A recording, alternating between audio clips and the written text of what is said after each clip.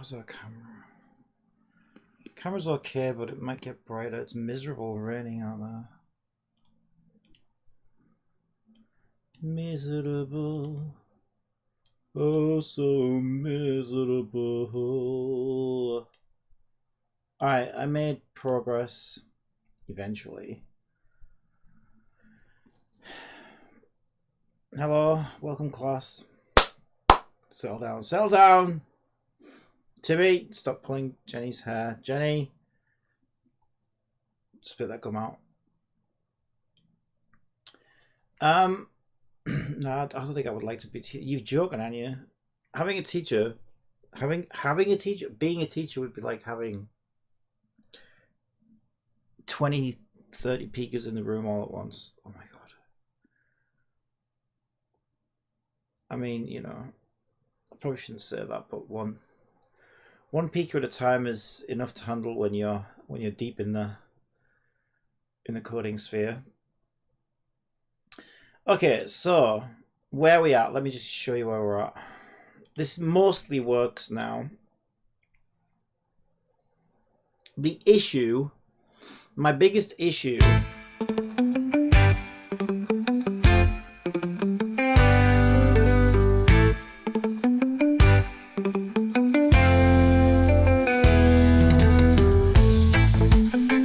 by the way, this artist, Alana Jordan, is a self-proclaimed AI. I hadn't realized this was AI illustrator and AI composer. So people are now proclaiming themselves, I guess would be the way to put it. And they've got a weird thing for Little Red Riding Hood apparently, and goats, cute animals, and Little Red Riding Hood. Weird. Yeah, so people are now just kind of calling themselves AI composers now. I mean, as long as it doesn't get me flagged or whatever, it's fine. I don't really give a shit. I mean, this one's good. This one's really good. But yeah, I didn't realize this was AI, to be honest. Okay, so my biggest issue was that we weren't getting the correct corners. We can now complete this puzzle. What we can't do is reset it yet. Right, I need to get rid of that though. And then it makes a bit of a weird mistake here for some reason. Let's try going this way. Yeah. Something's not resetting, but we can complete it now.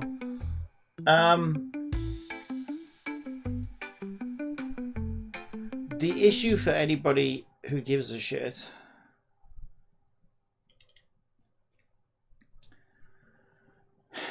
is so the way I put this together is each tile basically maps. Let me bring it up. Canvas, fuse box.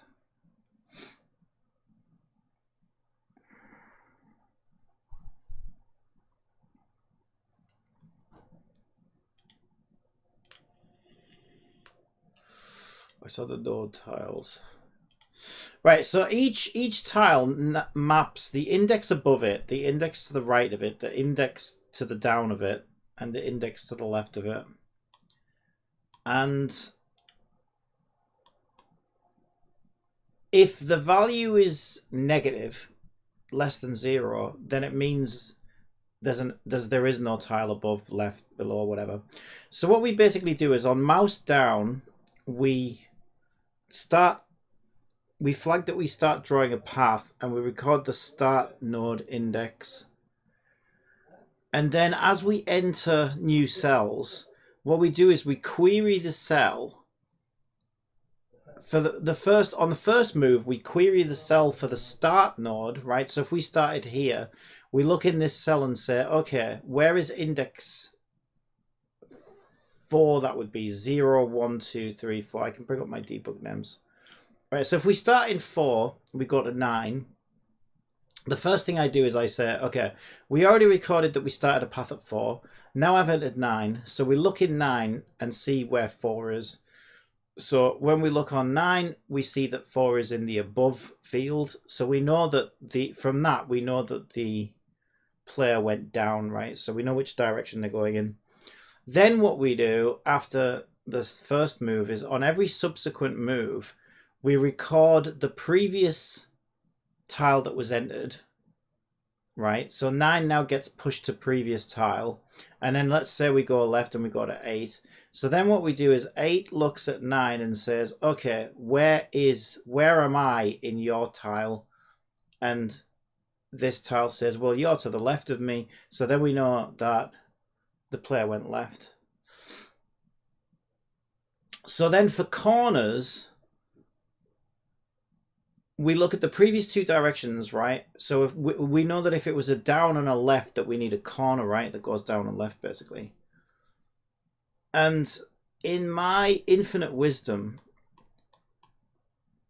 what I was doing is, so the way I set these tiles up is my corners, let me bring them up. I did learn something from this, actually.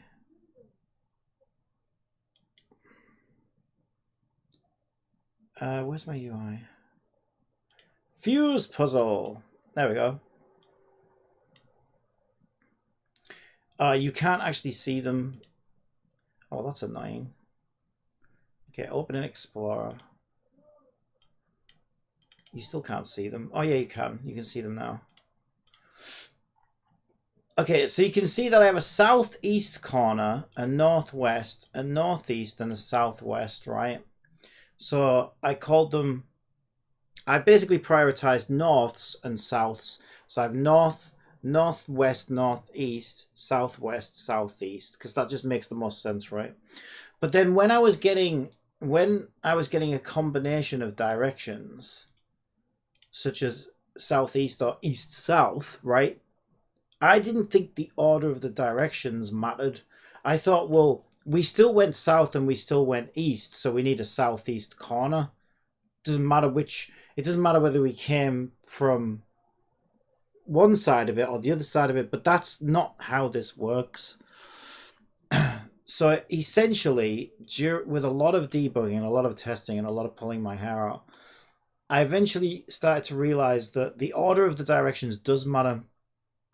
I suppose it makes sense when you actually stop to think about it, though, because if we convert these into like up and left, right? If you go up and left, then you want a corner. Your corner needs to be, that is what I would call southwest, right? Because it points to the west and it points to the south.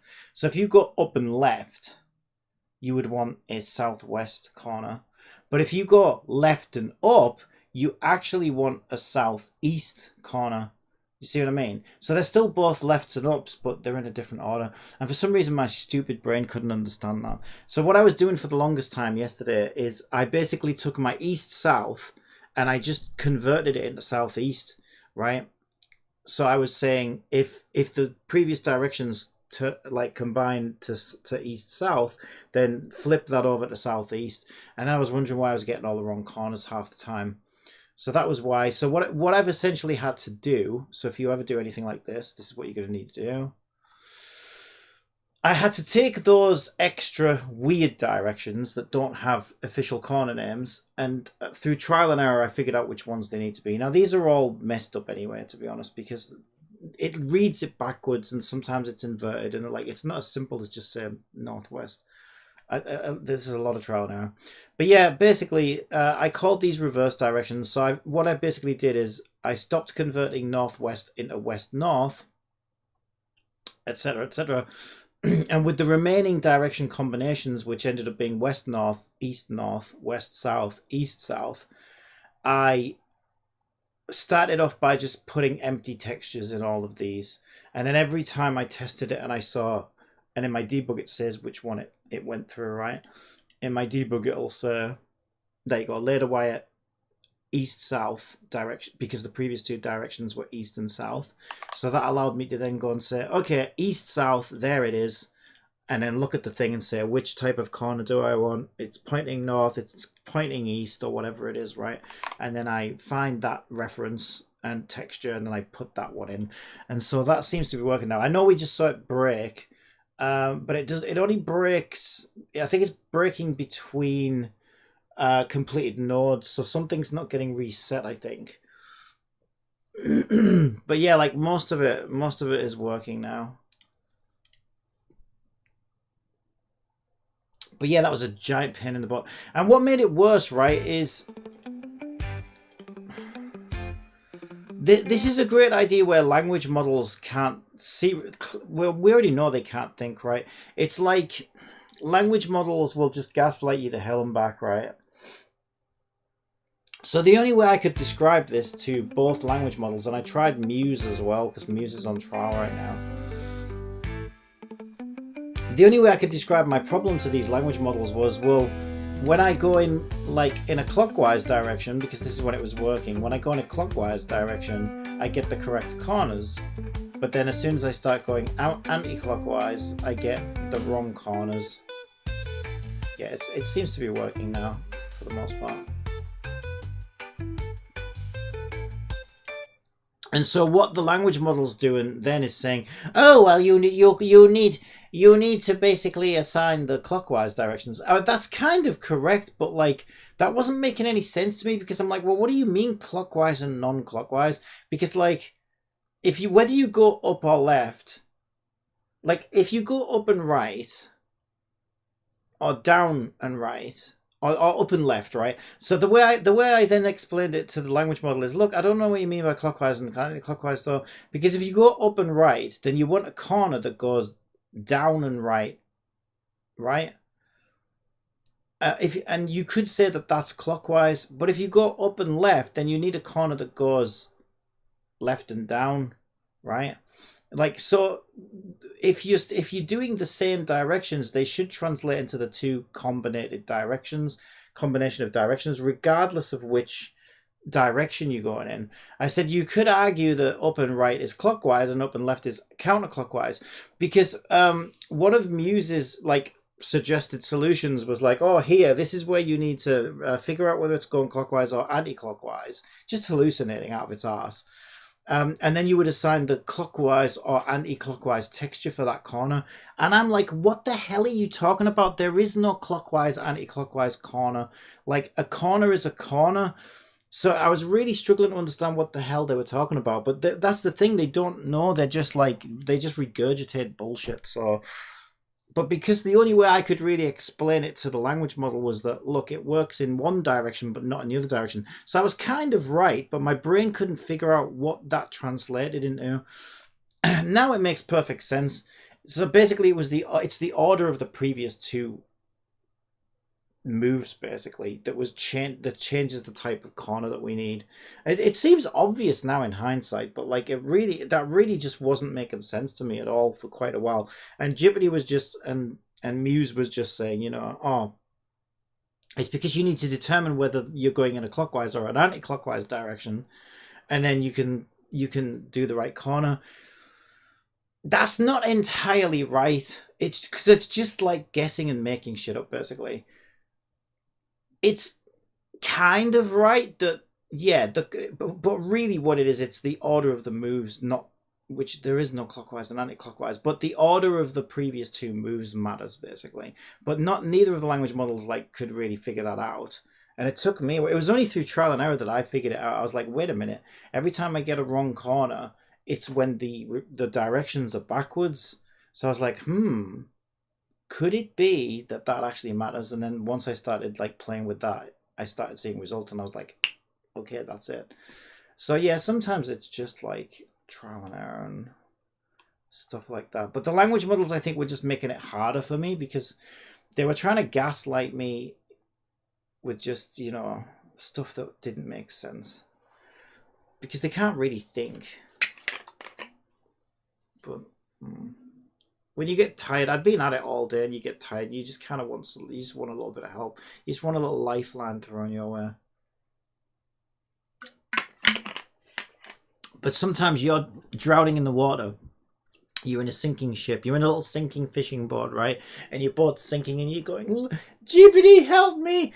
And Jibbity basically, oh, don't worry, I'll save you. And it basically throws an anvil onto your fucking boat. And you're like, ugh. It's like, no, I wanted something that floats, you idiot! So that was my day yesterday. Anyway, we're getting there. Okay, so where do we go from here? Good question. I don't know. Something is not resetting. Something is not resetting. Something is not resetting. So let's bring our console up and see exactly what's happening. I think, okay, here's probably a good idea.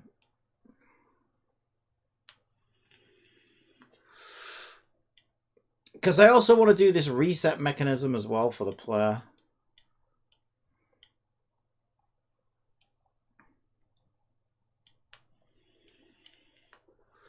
We just run it again.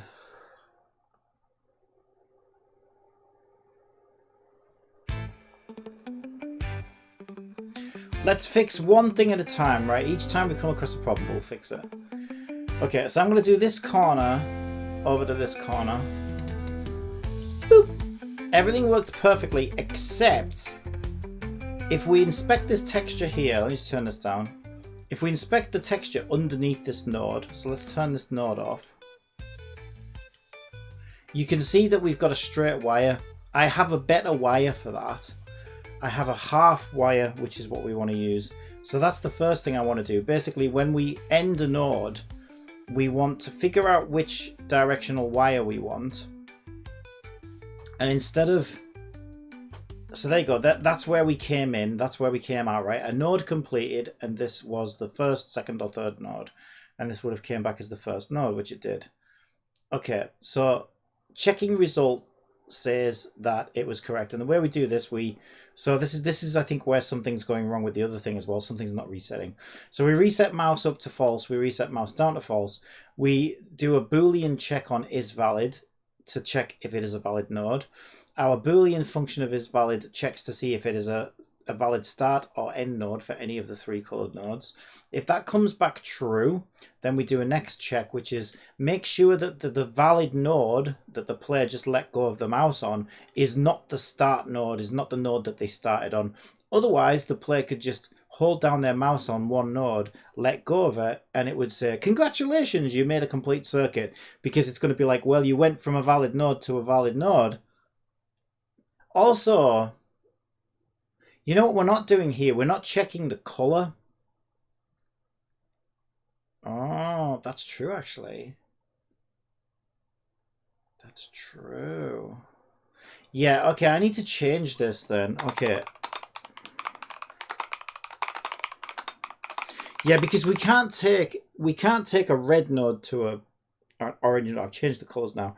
You can't complete an orange node to a blue node, but our code currently would let you do that because it's saying, yes, it's a valid node and it's not the start node. So we do actually need to change that. But first, let's just do the half wire thing. So if the node entered is not the same as the start node, let me think about this. We could do that check in here, I guess.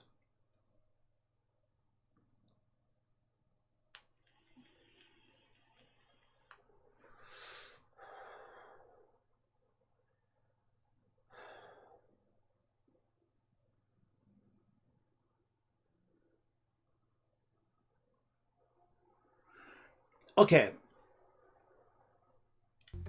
I've got an idea. What we'll do is we'll create a boolean. And let's put it above start node, actually. We're going to create a bool, and we're going to say... I'm going to call it is start, and it's either true or false. Now that sounds confusing, but I'll explain what that means. So basically, when we check to see whether the node is a valid node, when the player starts their path, we can easily identify which node it is. And we can easily identify whether the start node of that color is the start node of the puzzle. The reason why is the way this puzzle works. So we have node 1 start, node 1 end, 2 start, 2 end, 3 start, 3 end. The way this puzzle works is it doesn't matter whether you start at the start or start at the end, as long as you connect the two nodes. So I don't care which order the player does it in, but me as a developer, I need to know whether the player started at the start node or whether they started at the end node, because then what we can do is in our result checker that checks to see if they completed the puzzle, I can read that value and say, did they start at the start node? If that's true, then we're looking for the end node. And if it's false, then we're looking for the start node, right? It's just so we know which one we're looking at, basically. So we can put these in here, right? So is valid true? Node color is 0, node color is 1, node color is 2. So start means is start equals true.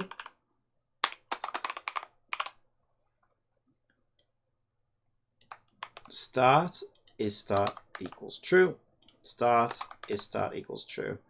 I'm sure you probably guessed, but is start equals false here when they started at the end node. Is start equals false. Is start. Oh. Sorry, I'll type it. Is start equals false. Okay, so now when we check for a valid node, so we shouldn't use this function at the end, because if we use this function at the end, we're going to overwrite these values, right? And then these aren't going to make sense. So we should only use this. We should only use this function.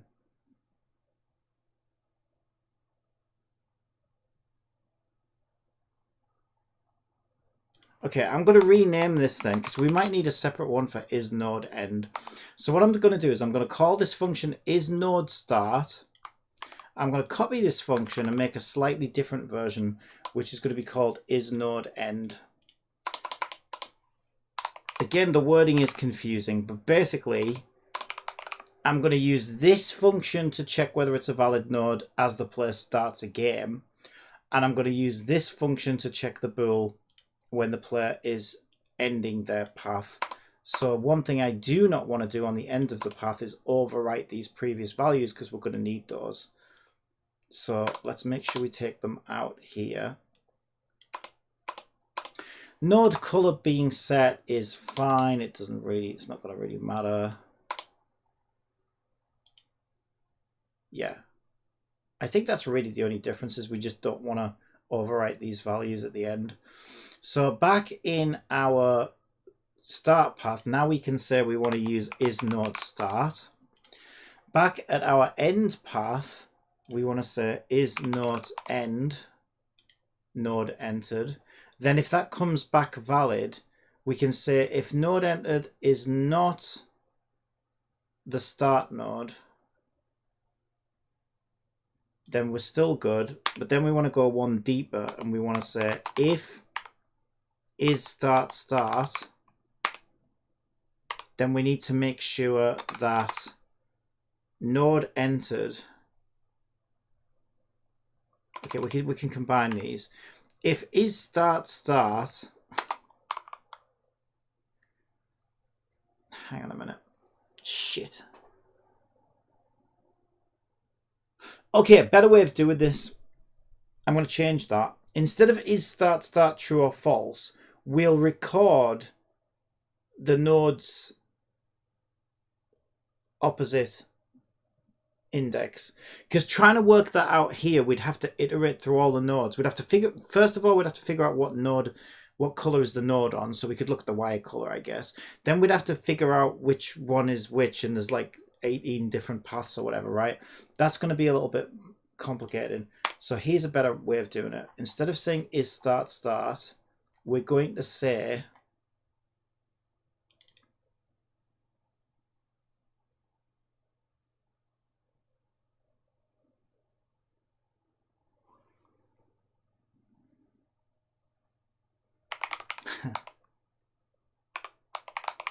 I'm going to call it node to win.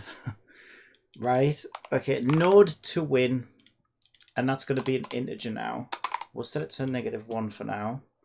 Okay, so instead of saying isStartStart true or false, instead what I can do is I can set node to win as the start index, as the end index on the start index, and the start index on the end index for each respective color. And then when I come to the completion check, the puzzle completion, I know exactly which node I'm looking for then. That's a much better way of doing it. Okay, so I'm going to say node to win equals node 1 end. And then node to win. Yeah, this is a much better way of doing it. Okay, and then node to win is node 1 start. All right, and I just got to do the same with the others. So node to win for node 2, if we're starting at start, is node 2 end. And node to win, if starting at node 2's end, is node 2 start. And then node 3.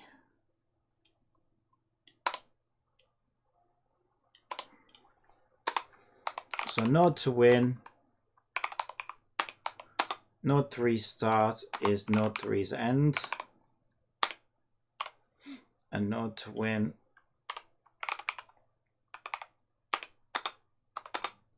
on node 3's end is node 3 start. All right, bit of a pain in the ass, but that's going to be a lot easier than doing it the other way. Right, so now when we come back up here in our condition, our win condition checker, is all we need to do. In fact, we could even we can incorporate it into this condition here. We can say, make sure the node entered is not the start node. In fact, we don't even need that anymore, right? This new system, there's no way it's gonna be the same node if we just check and just make sure node entered is the node to win. Boom! There you go. That solves everything all in one tiny little change now. So that's definitely a better way of doing it. Okay, so we're checking to make sure it's a valid node at the end. We're checking that it's a valid node at the start. And we make sure that the node entered. In fact, we probably don't even really need to do this check anymore, actually. Because we already know which node. Like that, when we check it at the start, we already record the index for the winning node. So as long as the node is the winning, as long as that's where the player is on the board, then it has to be a valid node. Yeah, so to be completely honest, this validity check on whether it's a node or not is completely redundant now. I think this solves everything. So I'm actually just going to get rid of that. Get rid of that. And that's all we need. Check to make sure a node entered is the node to win.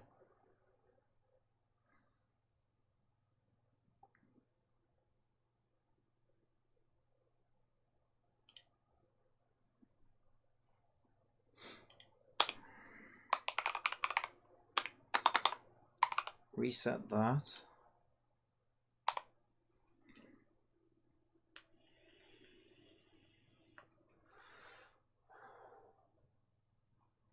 And now I can get rid of this. I don't need this.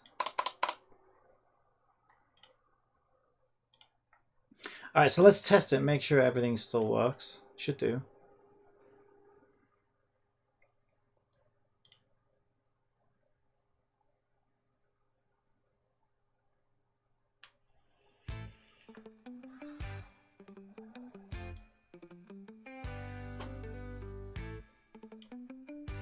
A node completed. This is node 1. A node completed. This is node 2. Yeah, this is where things are going wrong. I don't know why that's happening. I'm going to look into it now. Right, so if you looked at what happened, we got the wrong corner going from the blue node here down to the right. We also got the wrong corner going from the blue node right to the left. But it only seems to happen on node 3. Now let's check it from a fresh board. Yeah, that's what I thought. So that shows that our wire drawing code is correct, so that's not the issue. And we'll try going from right to left on the blue node as well. And I have a feeling we'll get the correct corner there as well. So we know that our corner logic is not the problem. The problem is something to do with resetting. It's something to do of going from node 1 to node 2 to node 3. So something is not resetting between the nodes, I think.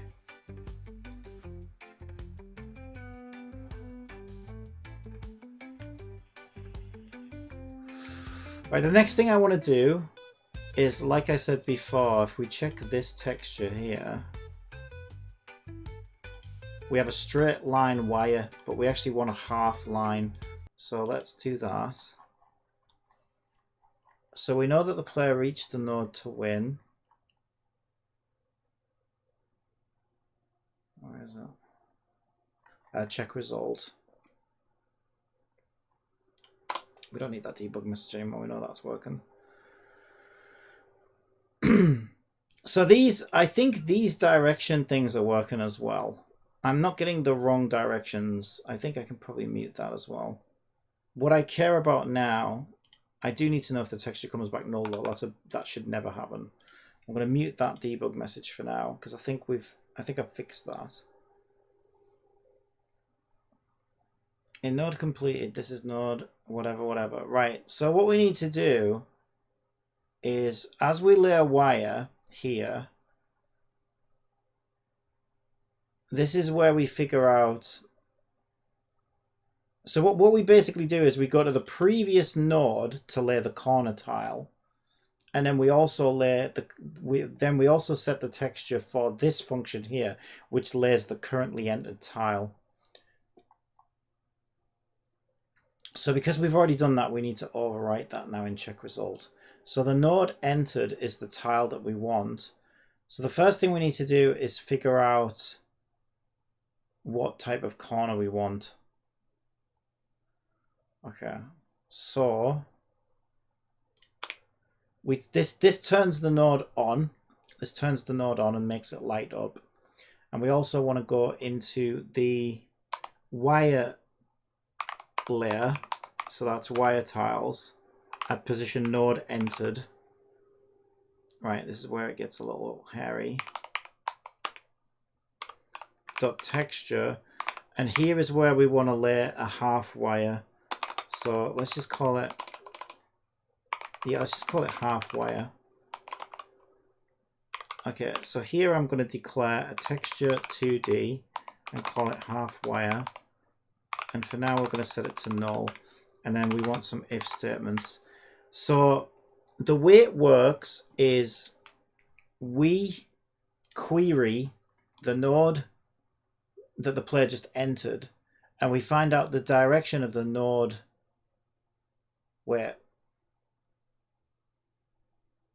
we find out the direction of the node that they were previously at. So in this scenario where we do this one from 0 to 24, we would expect to read 24, look for 23, and get a west. And a west half wire is what we want. Yeah, so this one's an easy one. Whatever direction it says in between this node and the previous node is the exact wire that we want. So it should be as simple as if, and these are on our image node tiles. So we want to say image node tiles at position node entered dot get components, and our class is fuse node.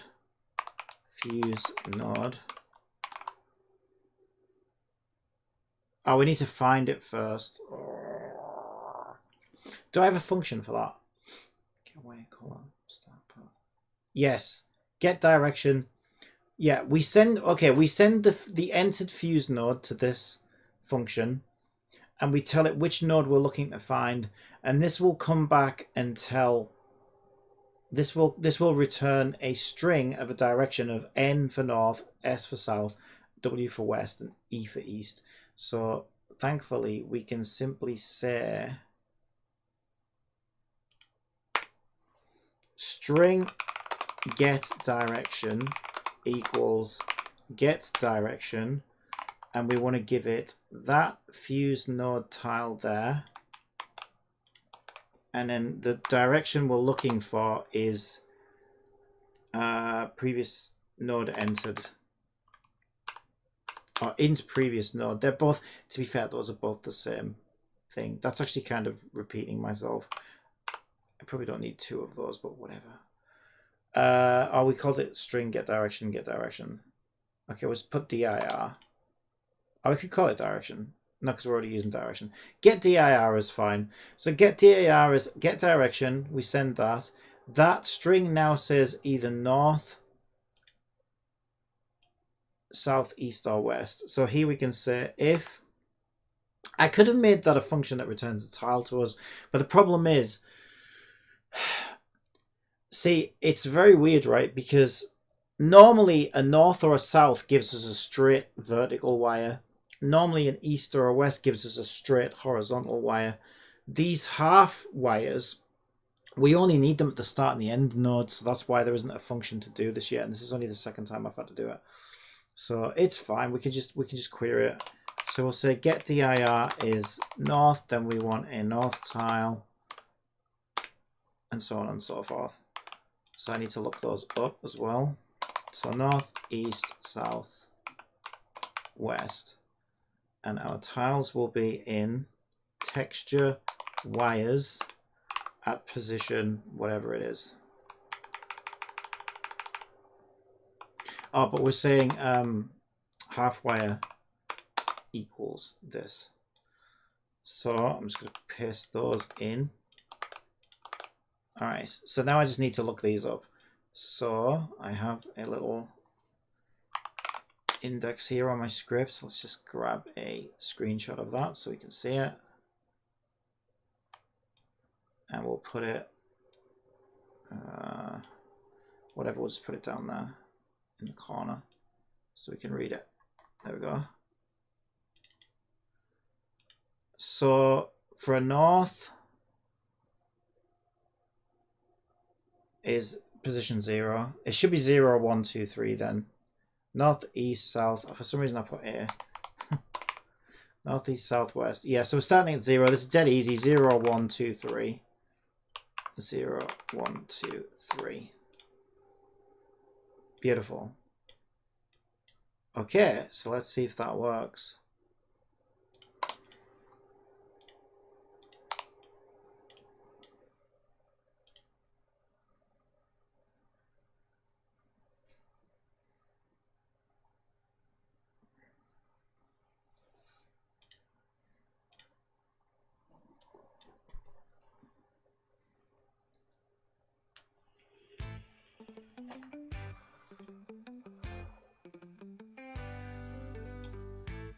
Yep, our wire, and we can check it. We can see our wire's not poking out the end, so if we check our node tile and we turn our image off. Oh! It looked right. Okay, we got a south wire for some reason. Why did we get a south wire?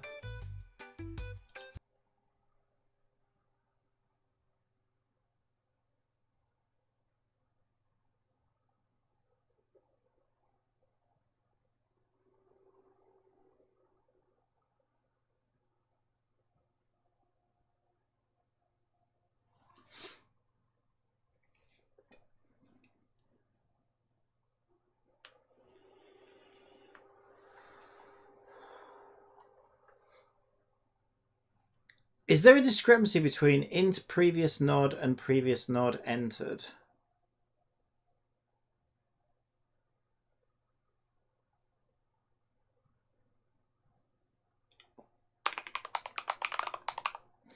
I don't really need two of those anyway, to be honest. I only need one. But there was a reason I set up the int previous node. I can't remember what it was.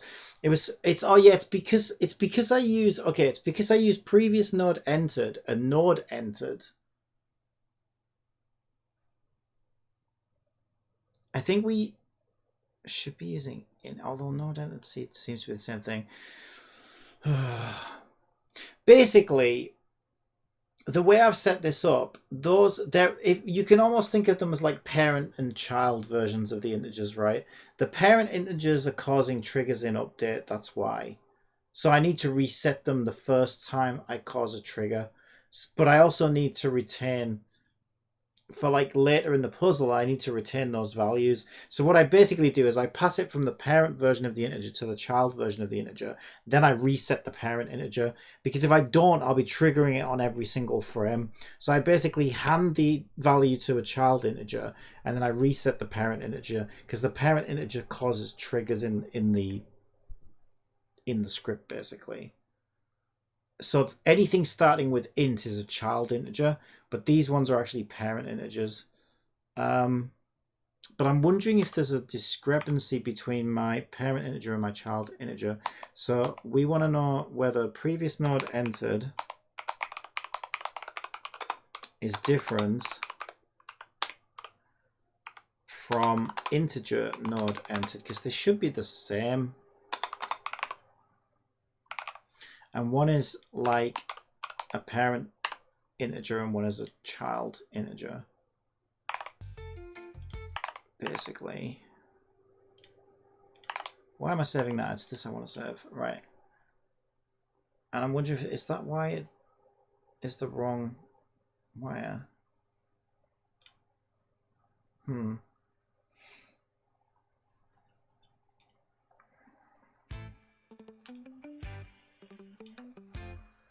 Yeah, it went down, didn't it? Previous node is 24 and child previous node is 24. Okay, so that's not the thing that causes the discrepancy.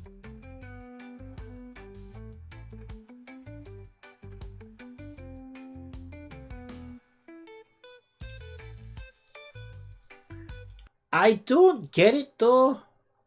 So we send the node entered is node 24, right?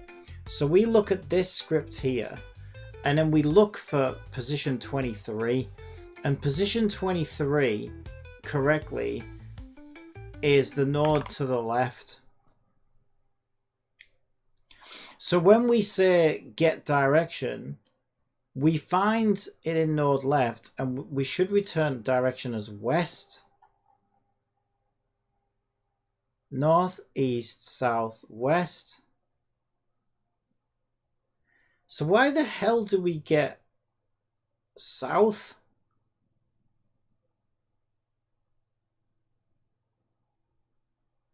I'm so confused. Okay, so that works. I don't understand why that's a south.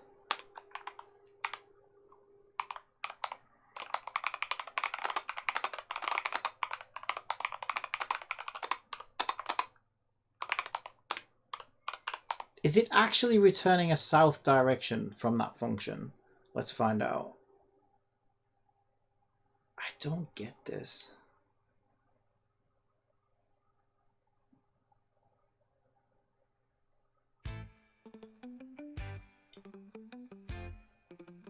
Yes, direction came back for half wire as south. Why?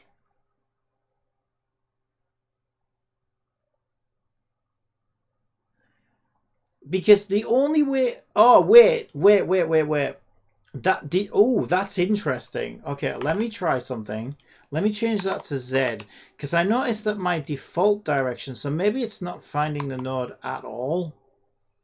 And it's just defaulting. Because this direction can't... Right, this direction cannot come back invalid, or the whole script falls apart. But if it is coming back invalid, I need to know about it, really. There was one scenario where it was coming back invalid. The reason I defaulted it to a direction is because technically it is possible to go from one node to a node that isn't registered, doesn't have a registered direction. And that is if you're moving diagonally.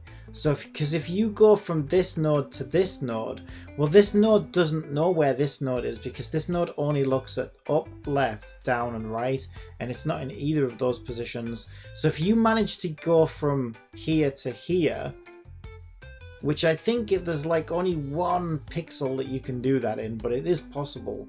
If you manage to make that one pixel channel and go in one frame from here to here, then the whole system falls apart. So that's why I defaulted it to a direction, and I guess I picked south. So I'm wondering if the reason it's coming back as south is because it's actually just defaulting to that default direction. Yes, it came back as Z. And so the texture became null because there is no Z direction. So that's interesting. Why is it coming back? Why is it not finding that direction?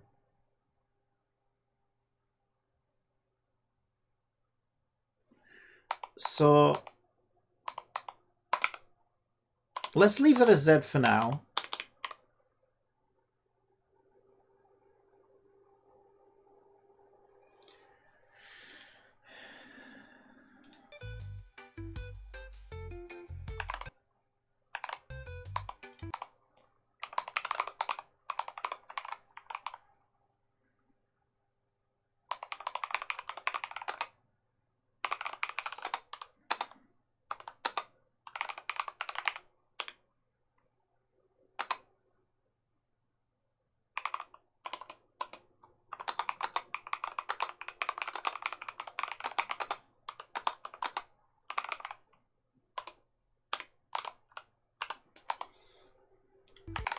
Let's find out why the fuck this isn't working.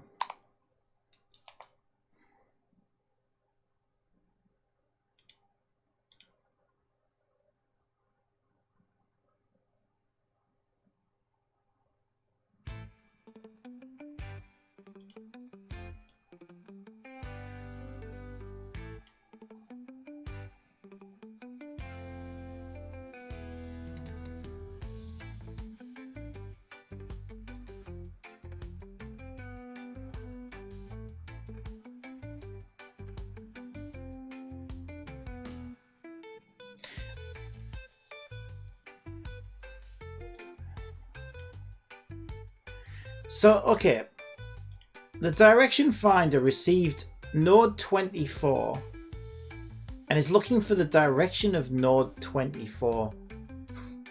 It's looking for the direction of itself, so it won't find it. Well, that's odd. I suppose it's because, no, I guess that makes sense actually, because we enter the node before we register the mouse up event.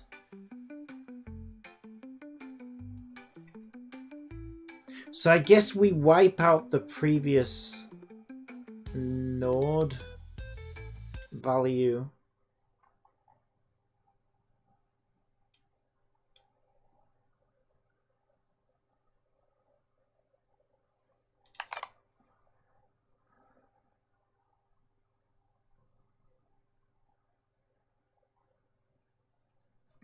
So I didn't notice that before. So when I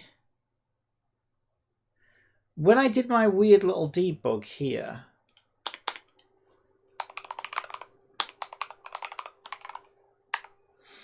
and I compared the parent and the child values, which is previous node entered,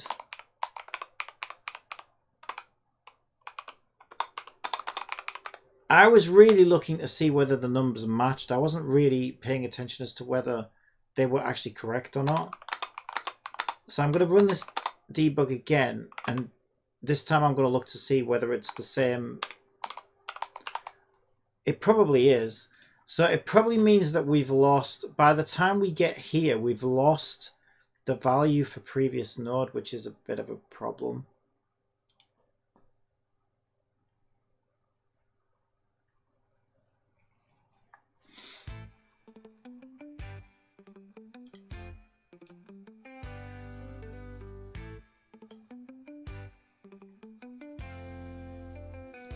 Yeah, they both contain 24, so we've lost.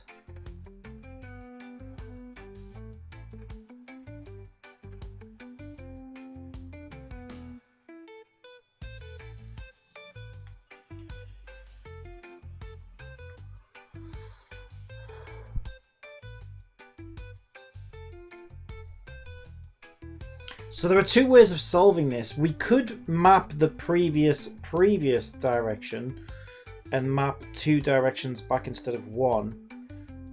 But I think maybe there's a more sophisticated way. Like, I feel like this is something to do with the order of events that are happening in. I don't really see a reason why we shouldn't be able to remember. So the way it works, as we enter a new node, meaning when the mouse moves over a new node, we store this node as the node entered, and we send whatever the current, see, this is the thing, we send whatever the current node was over to the previous node. So as we enter 24, 23 should become previous node, and 24 becomes the entered node. So the fact that 23 is becoming 24,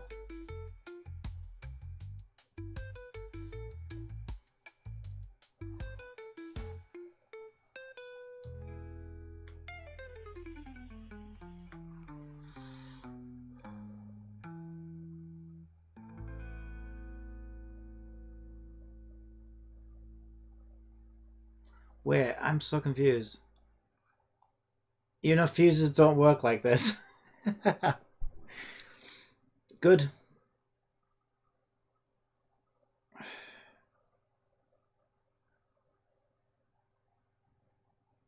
So we did a direction find from 22 to 20 what? From 21 to 22. From 23 to 22. From 24 to 23?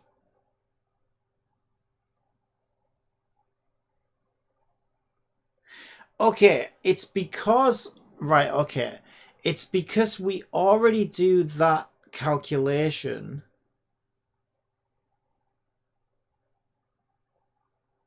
We already do the calculation to figure out whether we want a horizontal or a vertical wire as we enter the new node. So let me think. So since we already do that calculation, we need a way to keep those results for when the mouse up event occurs, so we don't lose them.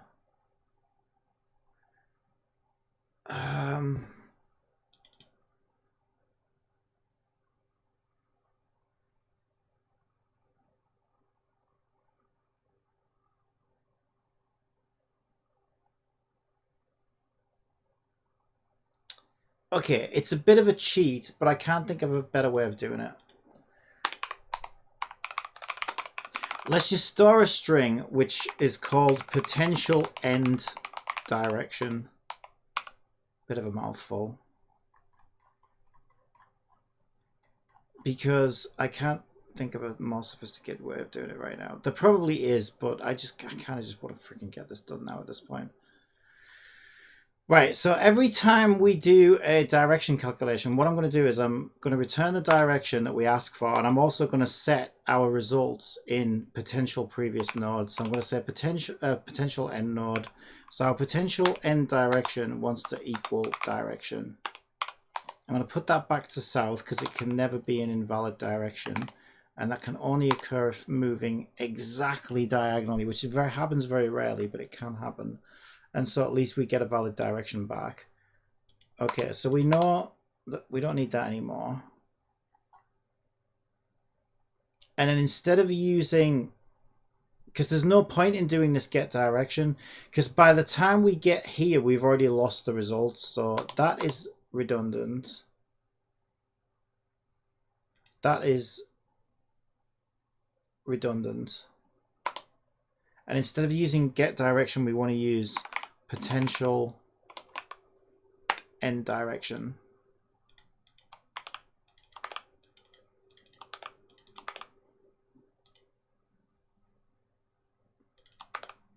And I'll report that back in the debug for now while we're making sure that everything works. And it doesn't really matter, but I'll reset that as well when we complete the puzzle. All right.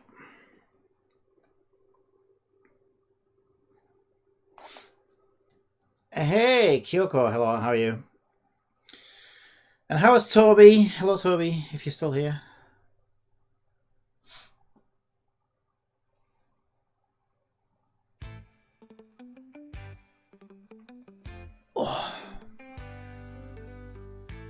Wait, why does that one look... Did I leave an image off? Why does that one look different? I didn't click anything yet.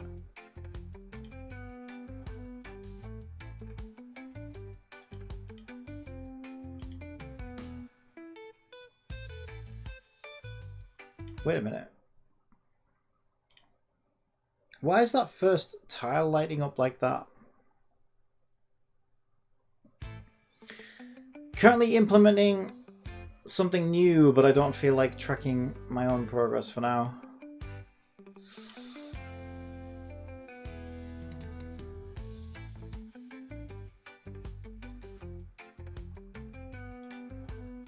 Right, so what's happened is we set the fuse tiles color.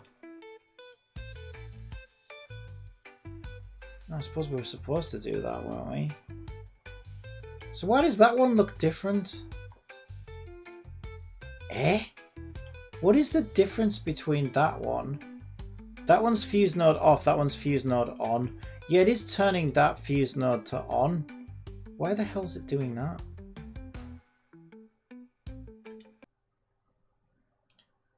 Okay, let's find out why that's happening.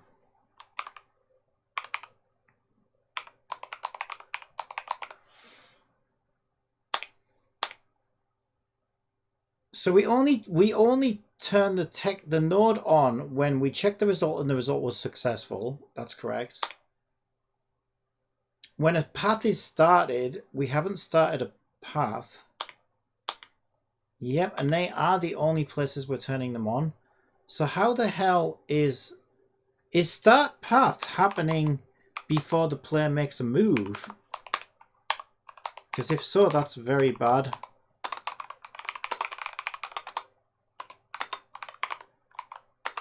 And we need to stop that.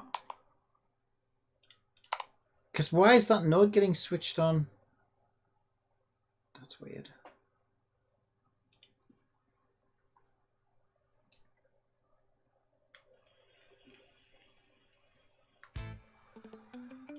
Player started a path. No, I bloody well didn't. Okay, that's bad. So why is that happening?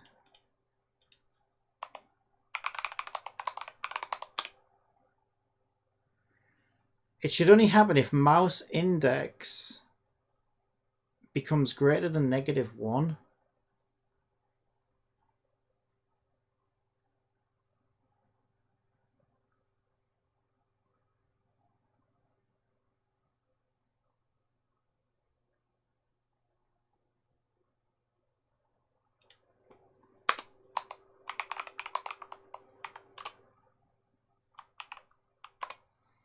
It should be -1 at the start anywhere. So that's weird. The only thing that should change that is each individual fuse node is looking to see whether the mouse was interacted with on its node. So that, I don't understand how that is. Okay, that fixed it. Weird. I wonder if something got changed in the inspector somehow. I don't know. Anyway, right, so did we fix it? Let's check the texture. It looks correct, but it looked correct before until I looked at it. Yay! Oh my god. Why was that so... It's fine. It's just that things were happening that I didn't realize were happening. Okay, so that's correct. That looks correct to me. Right, we still have an issue when we do this, and I don't know why it's happening. Yep, that's... I don't know why that's happening. Okay, let's run that again. Why is that happening?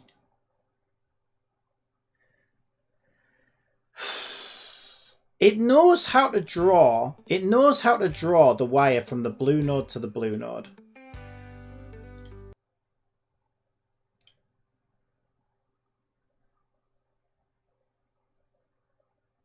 But for some reason... See? But for some reason, when I do that after completing nodes, it gets it horribly, horribly wrong. So we know that something is not resetting between nodes. for that to happen. What is happening? Okay, right, this is a bitch. We've got a lot of variables here.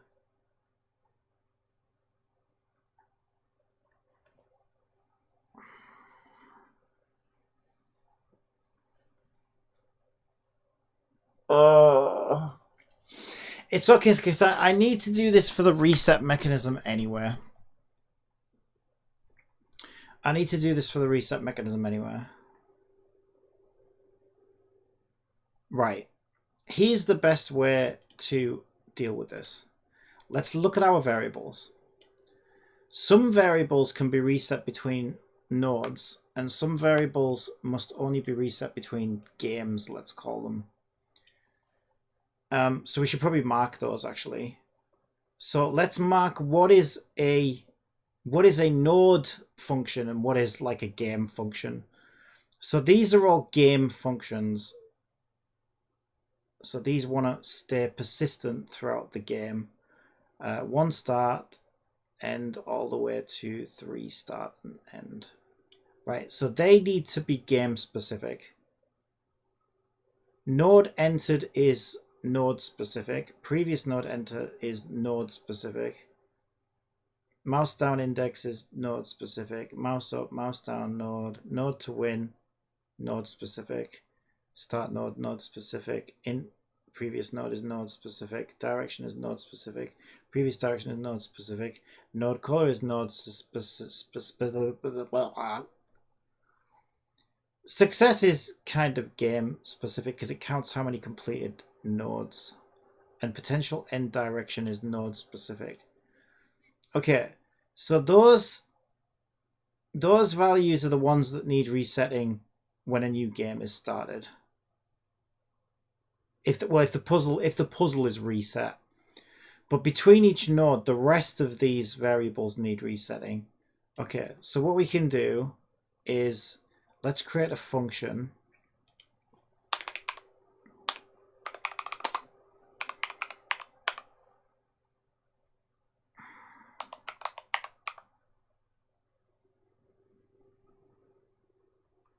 It's not really a run. Let's call it a path. It's really like a path. Reset path. Like a new path is started, really. That's probably a better way of wording it. So when we reset the path, we want to set node entered back to -1. We want to set previous node entered. I mean, that's not -1, but we'll set it to -1 anyway. -1's good because we'll get null references if it stays at that, and then we can deal with the null references. Mouse down index needs to be -1. Mouse up wants to be false. Mouse down wants to be false. Node to win wants to be -1.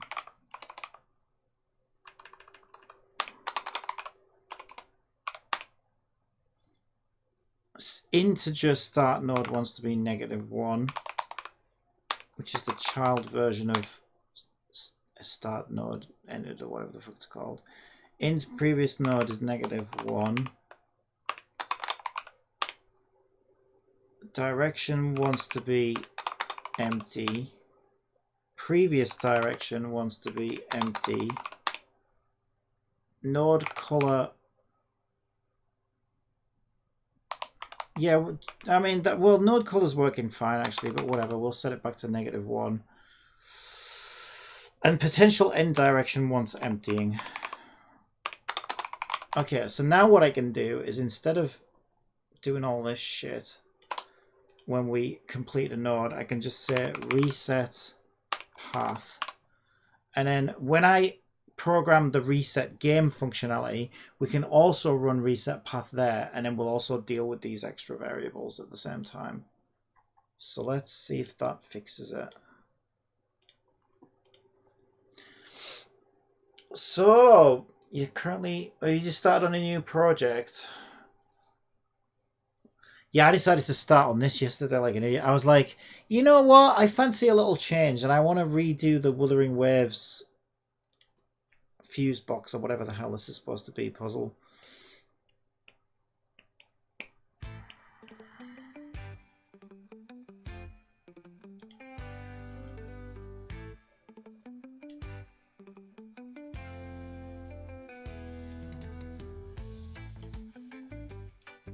Yay!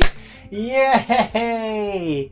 Ah, it finally worked all the way. We're still not done because the puzzle still doesn't actually block you. So if, like, the whole puzzle is you've got to find a path to each node and you can't overwrite an existing wire. The problem is, at the moment, because we haven't programmed it yet, at the moment you're allowed, you can just wipe out previous wires, right?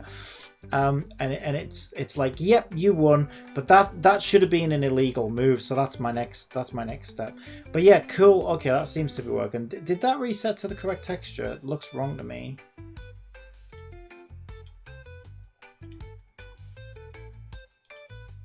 Oh, it is correct.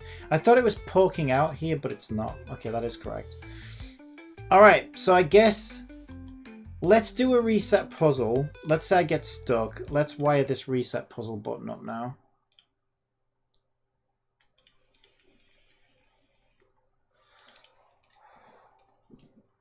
So we need a reference to the reset button.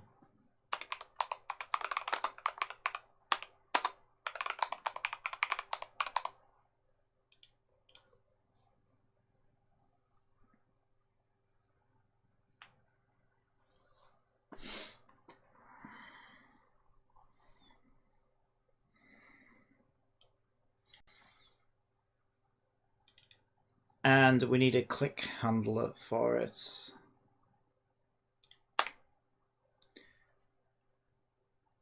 There'll be one in my menu. I can never remember the exact syntax. It's got this weird lambda type thing in it, and I can never get those right. Here we go, add listener, that'll do. I really should memorize this. So we name the button. Can I memorize this? Really? You want to memorize this right now? Okay, button reset. So it's dot on click, dot add listener, 2 open parentheses and a closing parenthesis. This is just weird to me. Space equals greater than, and then the function name. But then are these the ones that you need? No, those are input contexts. Okay, that should be fine. So we can do click reset. Let's reset game, I guess. Yeah, I'm never going to remember that. I really should try though. Right, where do we want our reset game? Doesn't really matter. Whatever. I'll stick at the bottom.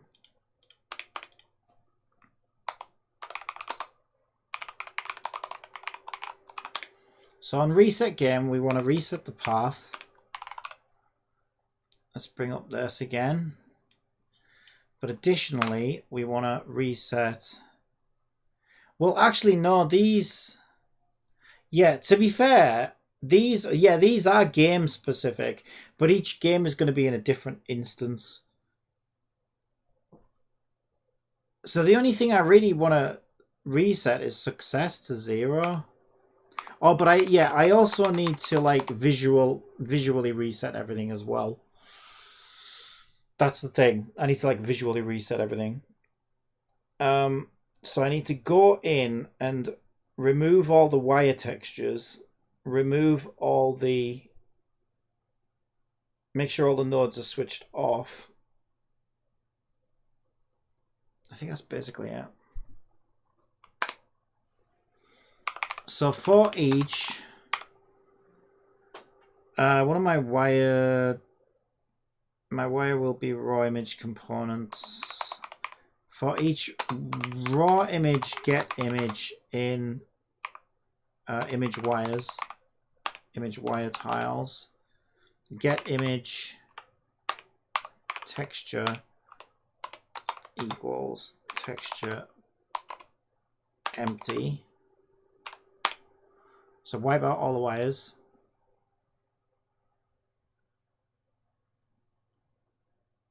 Let's click reset game. And then I need to go to each one of these nodes and make sure they're switched off. So we need to say, so on the node layer, it's image node tiles at position node 1 start, texture equals node, texture node off, and then do that for all the others. So let's do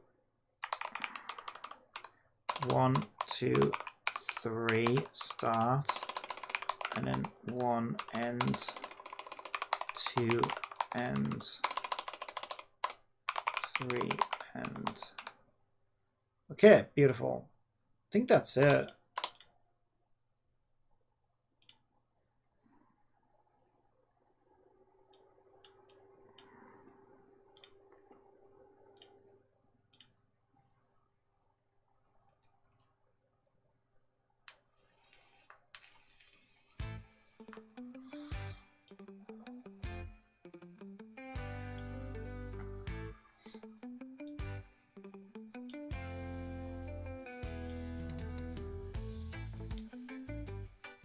Yay! And you shouldn't be able to go through a node like that either.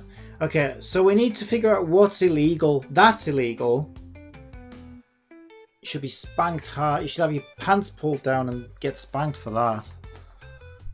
I won't be doing that. I'm definitely not doing that.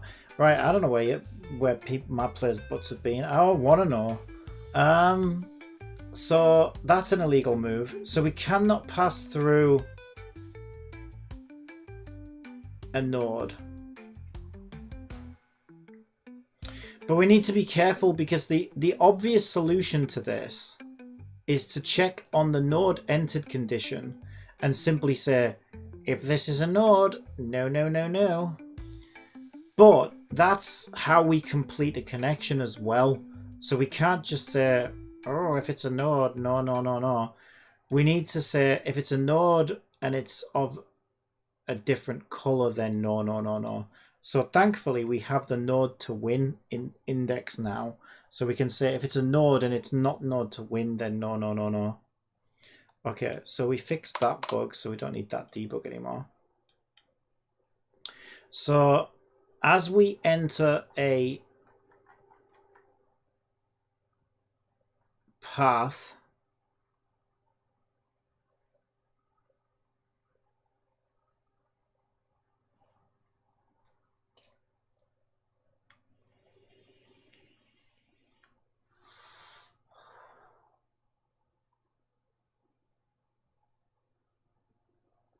okay, so this is when we successfully enter a node and place a wire.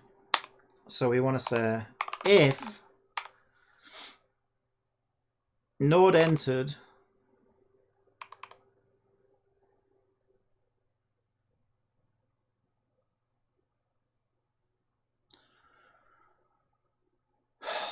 fuck.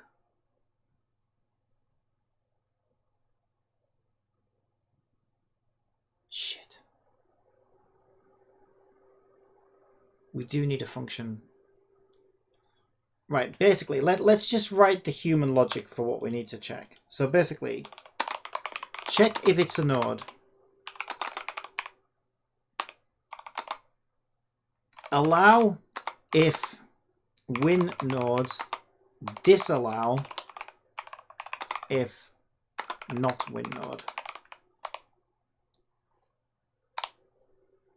So we have a function to check if a tile is a node, which is node start, but this is specifically called is node start because it also sets the winning start node. So we do not want to overwrite that. So we'll just make an is node, which doesn't set the winning node. So we do not want to overwrite that. Yeah. But this also sets the node color of the game. We also don't want to do that. But it would be worth knowing if... Yeah, do we only care if that's true or false? I think we do. I only care if this is true or false. Because it doesn't matter what the color is. We already know what the winning... Because there's only two nodes of the same color anyway. We know it's not the start node. Because they can't get this far into the puzzle. They have to have gone past the start node to get this far into the code. So we know we're looking for the end node, and we know what the end node is. So we don't care about the color. So all isNode needs to check is whether it is a node or not.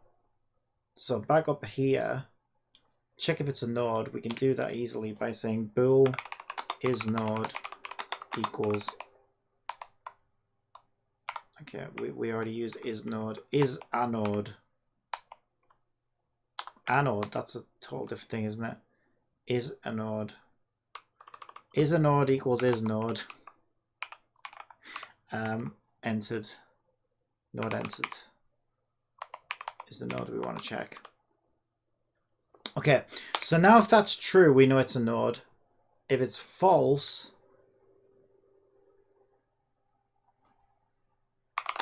it's not a node.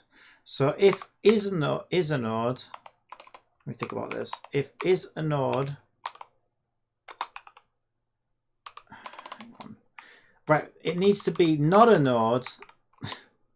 We have to invert this. It has to not be a node and not... Hang on, let me think about this. Oh, it's trues and falses. It needs to not be a node, but if it is a node, it can be a node if it's the winning node. So how the fuck do I write that?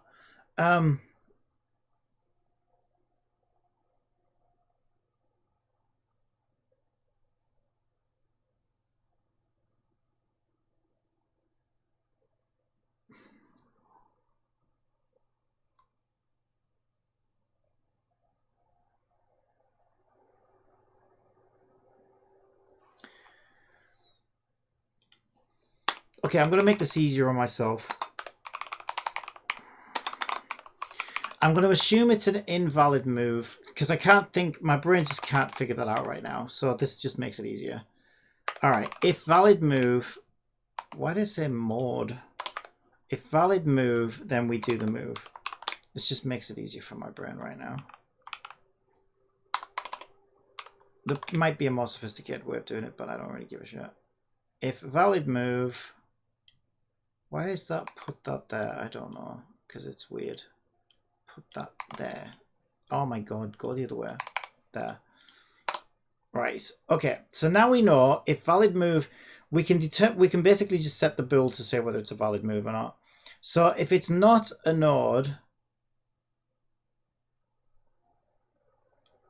God, I'm still struggling with this. If it's not a node, then valid move equals true. That's a separate condition entirely. And then we could do the else. Then we can do an else to that. Else, it is a valid move. Check to see if it's the winning node. If winning node to win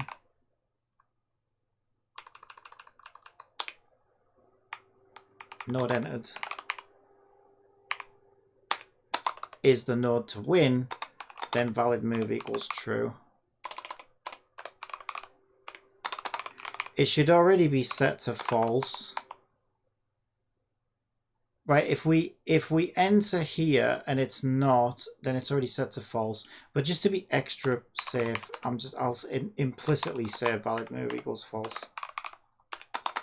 I don't think I need to say this because we already defaulted it to false, but better safe than sorry. Won't do any harm putting that. Why does it not like that?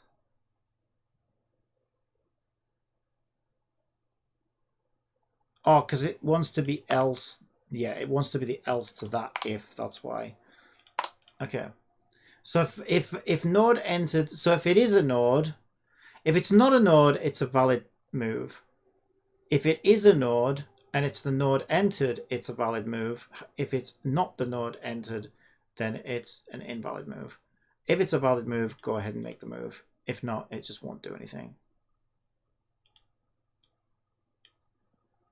In fact, I wonder if it's there's a few ways I could get this to work. I'm wondering if I should make it. We'll see how it feels. We'll see how it feels.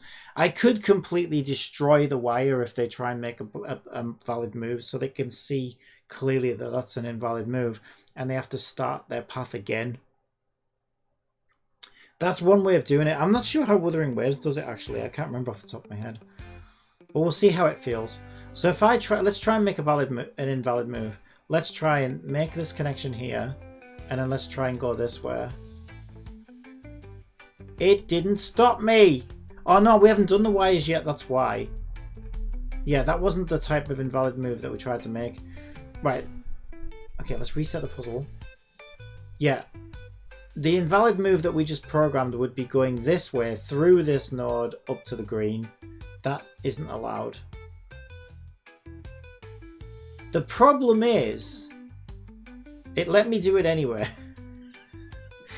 But no, the problem is you can't see whether it did it or not as well. Now, it didn't do it. So actually my code worked. It didn't, well, it basically didn't place a wire there. But we have two problems. The first problem is we can't see that it didn't place a wire. So I think I do need to wipe out the wire. Because otherwise, that looks like it allowed it, right? And it kind of did allow it, but that's because we need to do.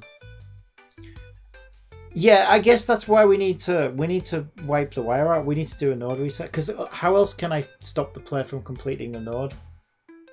So yeah, I guess I have to wipe the wire out.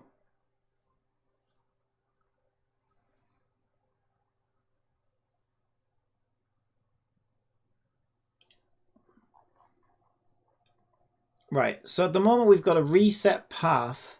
We've got a click game reset. We need a reset wire.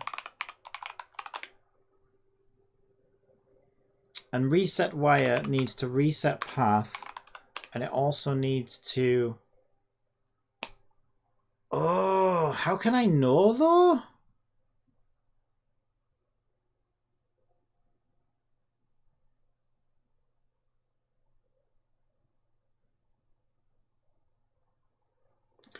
See, it's easy to just reset the game.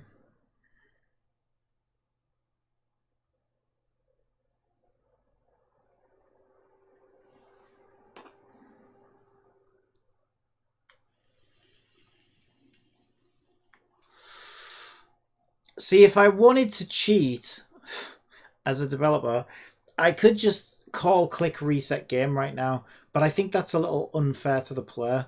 What that will result in is if they make one invalid move, the entire progress gets wiped, which I think is a little unfair. But the problem from a developer point of view now is if I want to reset the current wire, I only record the previous two directions and the start node. I don't know which tiles the player went over and laid a wire.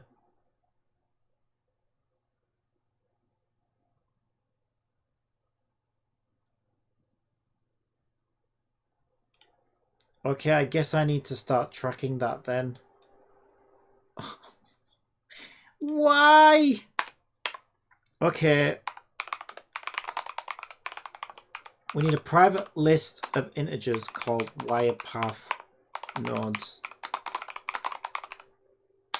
which is a new list of integers. And what we need to do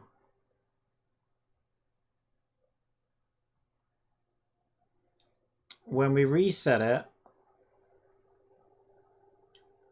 wirePath nodes needs clearing.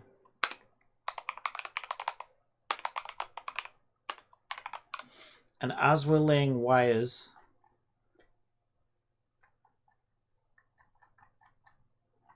I'll do it at the bottom.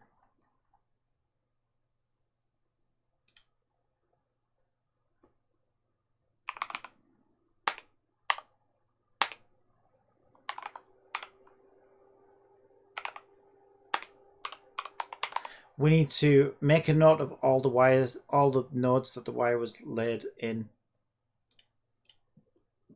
That way, when we want to reset a wire, we can say for each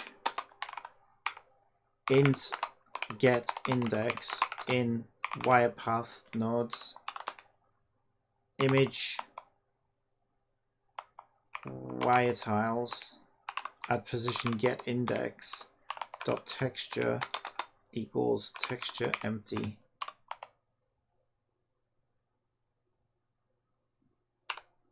Oh, we cannot, yeah, we cannot reset the path yet then. We've got to reset the path after we do that, because when we reset the path, we clear that list. So go through the list, reset all the textures back to empty, and then reset, empty that list out. To be fair, that should be all I need to do. That sounded like it was going to be scary, but that actually wasn't too bad. But then I still need to, okay, when we try to make an invalid move, I need to call that function as well. So if valid move, layer wire, else clear, what did I call it?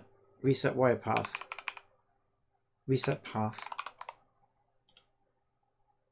Was it reset path? Reset wire.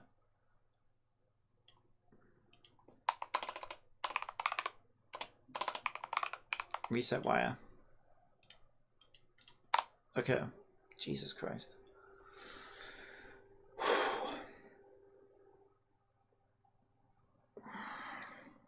But I've been told that this isn't how fuses work, so I should probably just delete the entire game and we'll just give up now. Because obviously this is meant to be training qualified electricians on how to do their job. Right,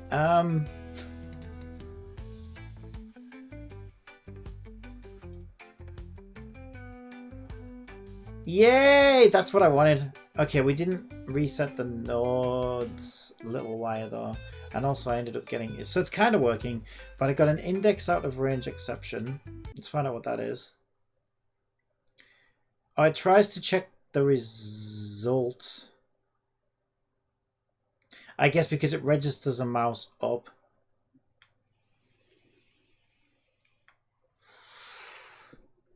Okay, we can stop that from happening because what's probably happening, there'll be a value in here that...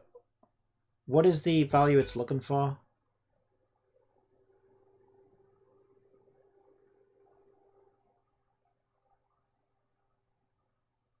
It'll be node entered, basically. If node entered... Okay, so where we call check result, we need to make sure there's an additional condition that node entered is greater than -1. There we go. That'll fix that bug. So let's test it again.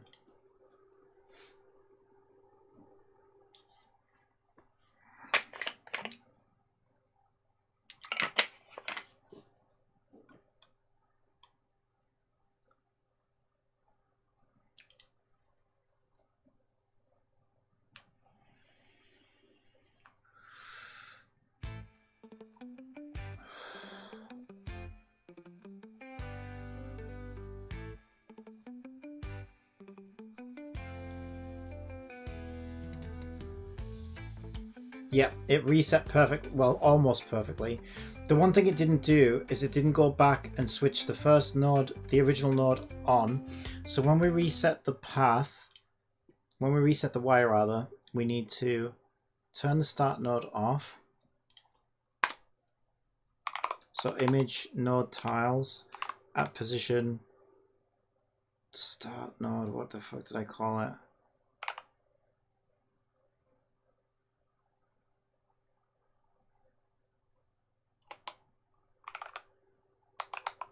Int start node texture equals texture node off. And also we want to go into the wire for that tile. Yeah, because we don't have the start tiles wire in there either. So we need to go to image wire tiles at int start node and turn texture to empty. Text empty. There we go. Beautiful. This is coming together. It's actually coming together. Oh my god, that reminds me of... So weird. I dreamt about Michael Jackson last night. So weird. Because he did a cover of Come Together, the Beatles song. There we go. Now it's... Oh, it doesn't work again though when we try again. Something didn't reset. Ah! Wah!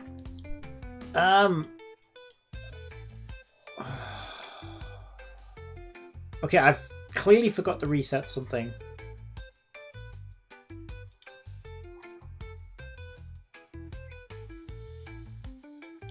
Let me just run it again with the inspector exposed and see if I can see anything obvious. It's not going to be anything obvious.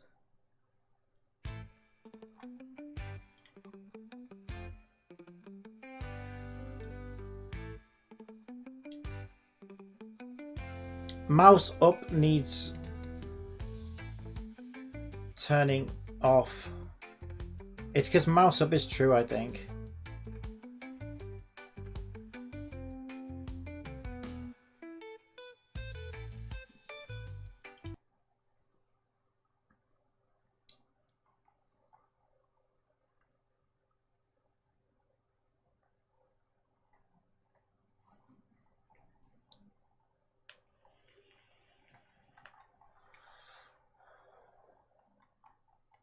Where's my update?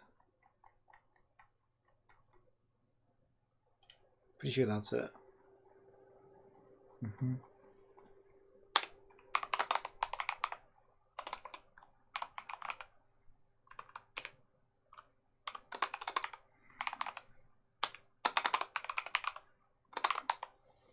There we go. By the time we get to there, if we haven't done what we needed to do with mouse up, then we don't want to leave it on.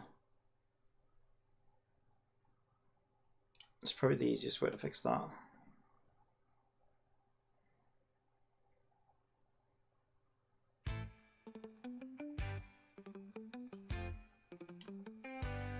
Yay! Okay, it's really starting to feel like a game now.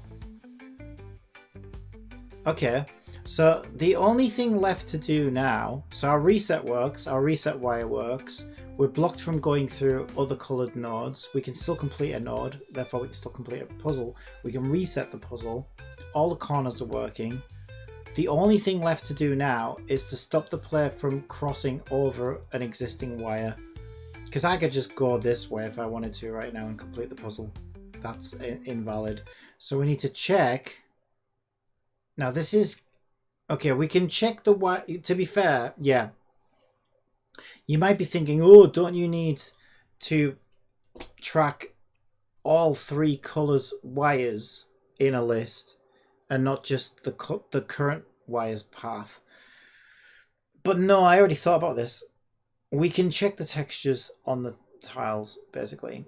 So what we'll do is we'll write a function, and we want to check to see if there's a wire blocking. So we'll make it a Boolean function. That's not a Boolean function. Boolean function is wire blocking. And then we'll take a integer node index. So we're going to set up a bool, which will default to true, block equals true, and return block. Okay, so now we need to do our checks. So we can simply say, the only thing that we need to do here is basically look at the node, the wire node index. So we need to look at image wire tiles at position node index and look at its texture. And if it is the texture of empty, then it's a valid path, right? Block equals false. Anything else is there. Any other texture is there. But then obviously there's a wire. So that's real easy. So we can just say is wire blocking, and then we can do our check here in our valid move. thing.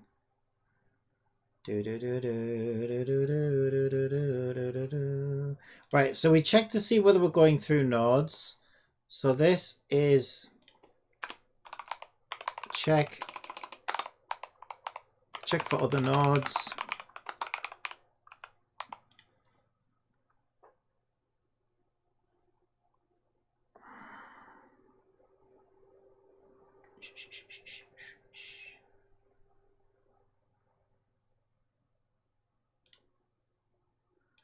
And this is check for other wires.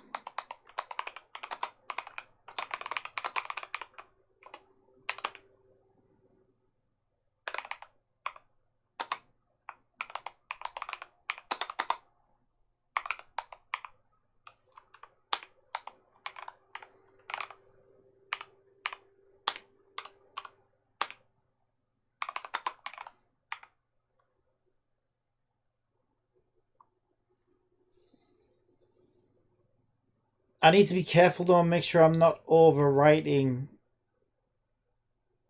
Okay, well, because we know that's working. I'm just going to leave that like that. And then we'll say if valid move and is not a wire. Is that how I set that up? Yeah, false. Yeah, we want that to be false. Yeah, so if valid move and is not a wire, then go ahead and make the move. Otherwise, reset wire.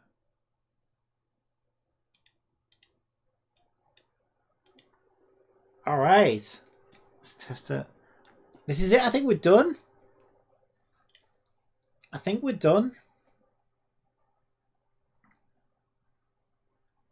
We recreated the Wuthering Waves minigame. And we can put these nodes wherever we want, by the way. This thing will work no matter what. Whether the puzzle will be solvable or not is a different thing. But as long as I put the nodes in a configuration that it can be solved in, then this thing will work. Alright, let's lay a path. And let's try and take the blue one this way and see if it lets me.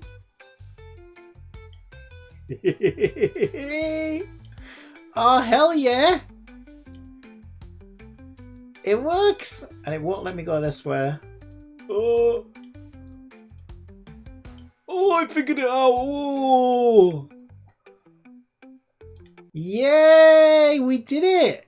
I did it!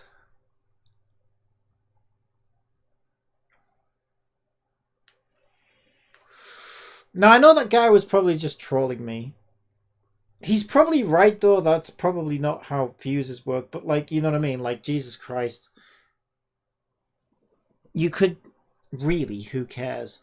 But maybe just rewording it to say that, like... Because what are you, like, connecting wires up, right? Maybe I could just say reconnect all 3 terminals or something like that. That might make more sense. Technically, or whatever. But I don't know. The first thing that came to mind was just fuses, right? It's like a fuse box or whatever. But maybe he's technically correct or whatever. I don't really know. I'm not a freaking electrician.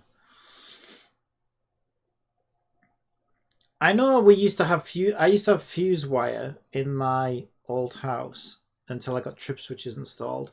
So fuses do have wires. So they must be wired up somehow. But yeah, these probably, I don't know, just connect all 3 terminals. Let's just say terminals.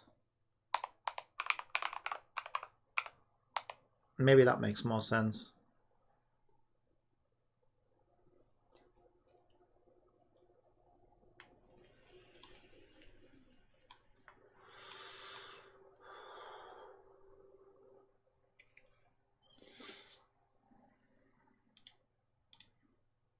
All right, whatever.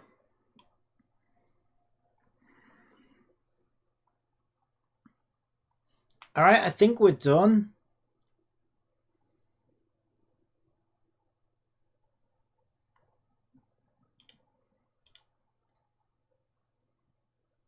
So I think what we can do now is make some variations of this.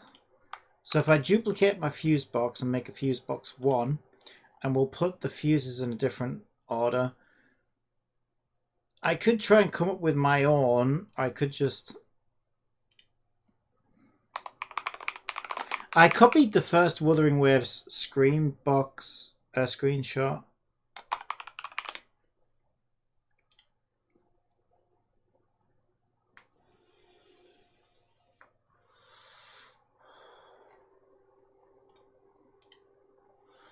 Yeah, so this was, but there are other ones here, you see, so we can see how they did it. That one was quite cool. I might make that one this one. Yeah, I quite like this one actually. I do remember this one. This one was quite cool. So I know I'm copying, but whatever. And then I might come up with my own for the third one, but I need to make sure it's solvable, right? Now this one was quite cool though. So if we look at that, oh, shit.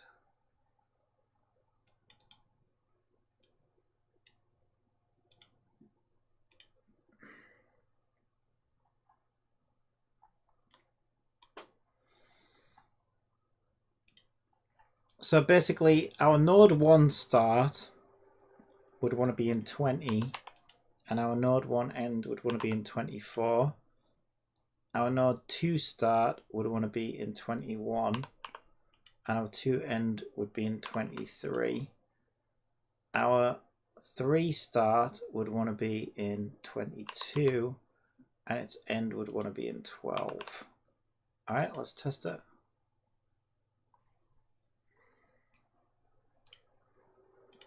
This is always the best part, when you know you've finished it and you set it up so it can just handle whatever you throw at it.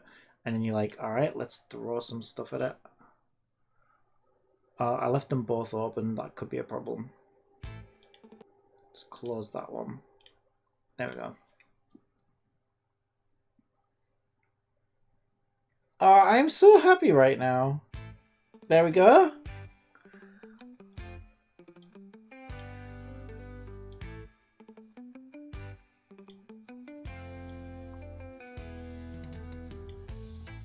There we go. That'll be puzzle 2. This is so cool.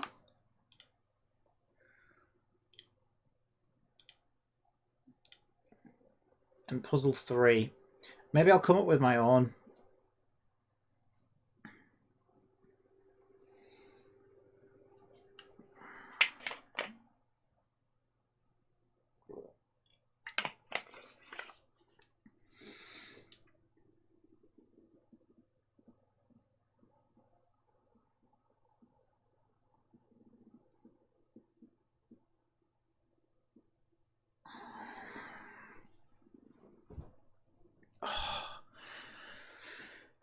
I don't know. I've never made one of these puzzles. How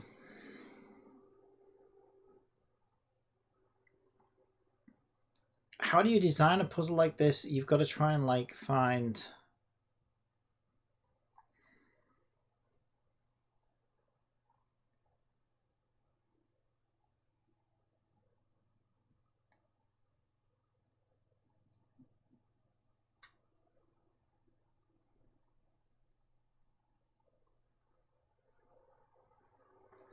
Like, I've done some of those Wuthering Waves puzzles before, and I thought they were really clever. Like, the way they, like, kind of made you go, like, they make you go, like, the long way around and stuff. So, like, you look at it and you're like, oh, yeah, this will be easy. Like, maybe this one's a good one.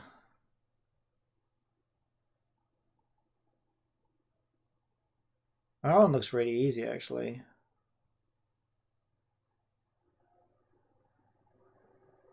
Yeah, like, this one's quite clever, because, like, the yellow, you're kind of tempted to go from there to there, but as soon as you do, you block access to the red and the green. That might be a good one, actually. I know I'm just copying other people's puzzles here, but I might change them later. This is mainly just to make sure the systems are working and that, you know, it can be fully implemented. But no, like I like these puzzles. I thought they were really cool. Yeah, that one's a really good one actually. I think that's a really clever implementation of this, because you're obviously tempted to take the yellow down there, right? But as soon as you do, you block access to the red and the green. So like you're kind of forced to take the yellow around this really obscure path, which is why I think this one's really quite smart actually. Okay, let's do this one for now.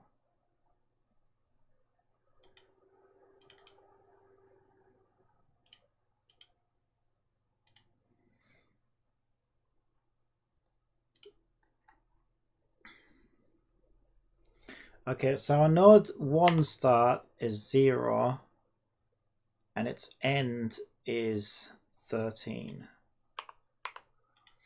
Our node 2 start is 1 and its end is 16. And our node 3 start is 20 and its end is 18.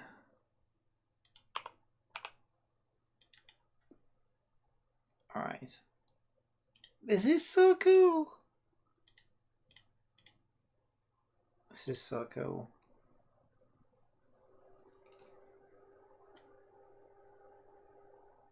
I'm so happy right now.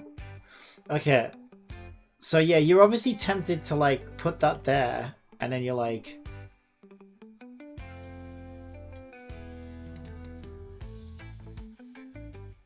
oh, I'm stuck.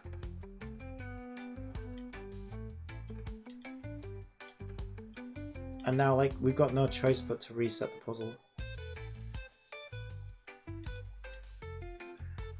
Wait, my reset mechanism didn't work when I tried to go through. Okay, that should have reset. Right, there's a little bit of a problem with this one. I gotta figure out where that was going wrong.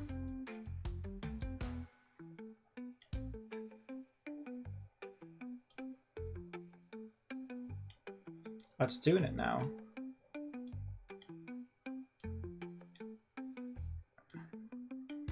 Yeah, I don't really... It's working perfectly now.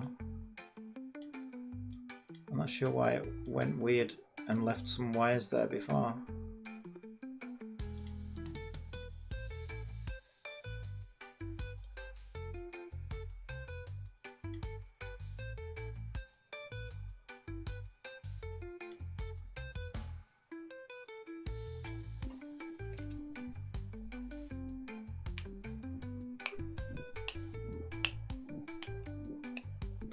I am so happy right now. I can't even tell you. Is it all worth it? I don't know. Like I was genuinely like,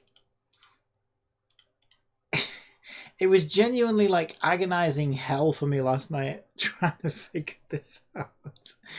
But I got to admit, like right now, oh my god, I'm so happy. I'm just so happy. Nothing beats it. It really doesn't. It's is it worth it?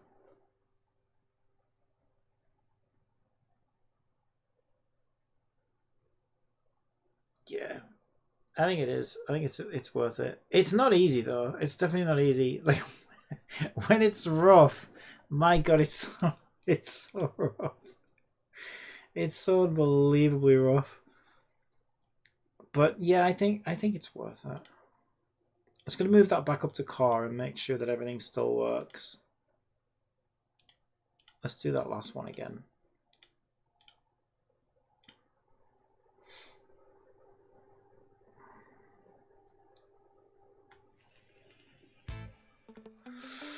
We haven't added controller support for this yet either.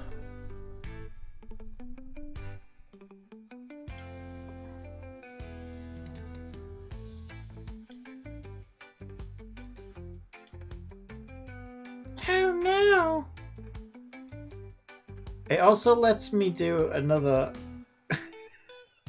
I can reconnect a blue one if I want a second time, even though there's nowhere to take it. It doesn't matter that much, I guess. It's just funny.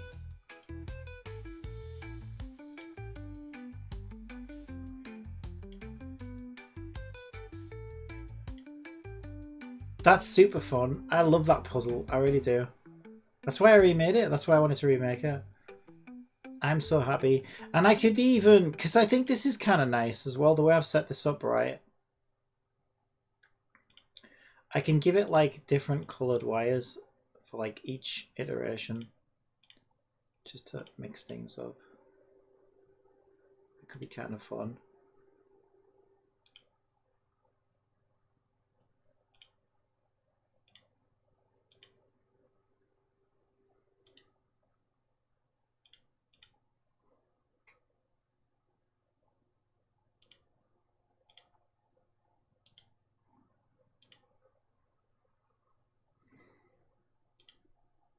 So it just looks slightly varied, doesn't it?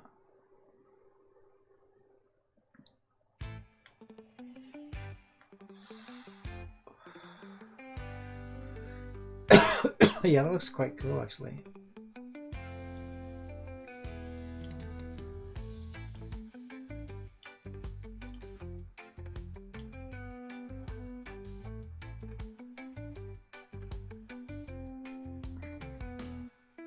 Yeah, I don't know what it is. There's something satisfying about that. I really do. That's one of my favorite little minigame puzzles. A bitch to frickin' set up. An absolute bitch to make one.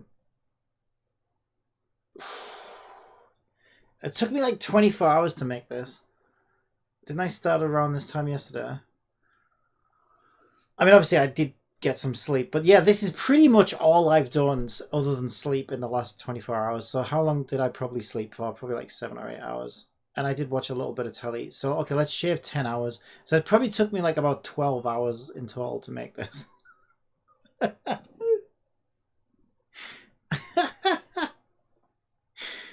Oh, God.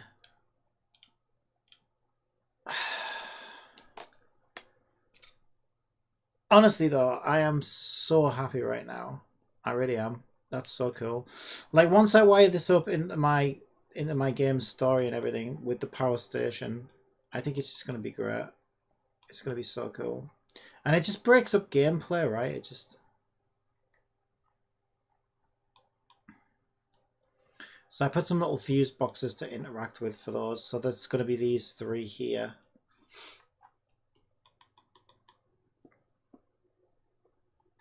Oh my god, I keep freaking dragging OBS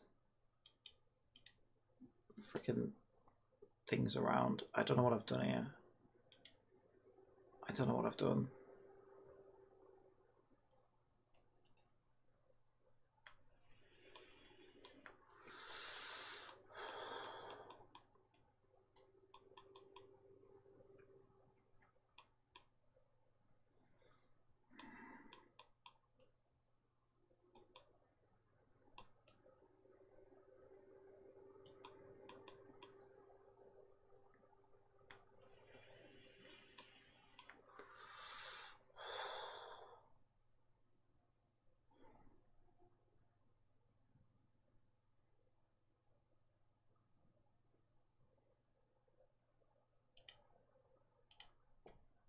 Yeah, I'm so happy right now.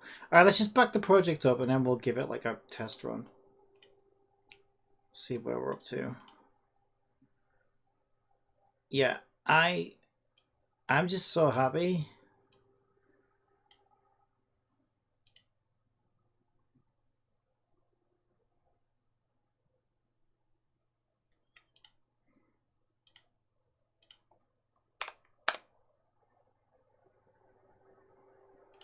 Yeah, I need to delete that one first.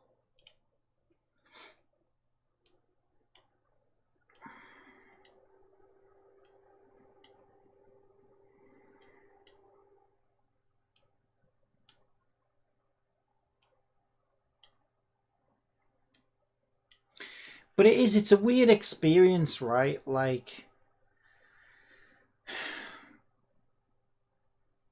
it's a roller coaster. For me, it's a roller coaster because like nothing depresses me more than like being stuck and not understanding and like feeling like it's all hopeless and I just can't. I'll never figure this out and blah blah blah. And then something just clicks. Or like I don't know, something just like It normally does happen though. I mean, I'm going to be completely honest right now. I'm trying to think, when was the last time I gave up on something?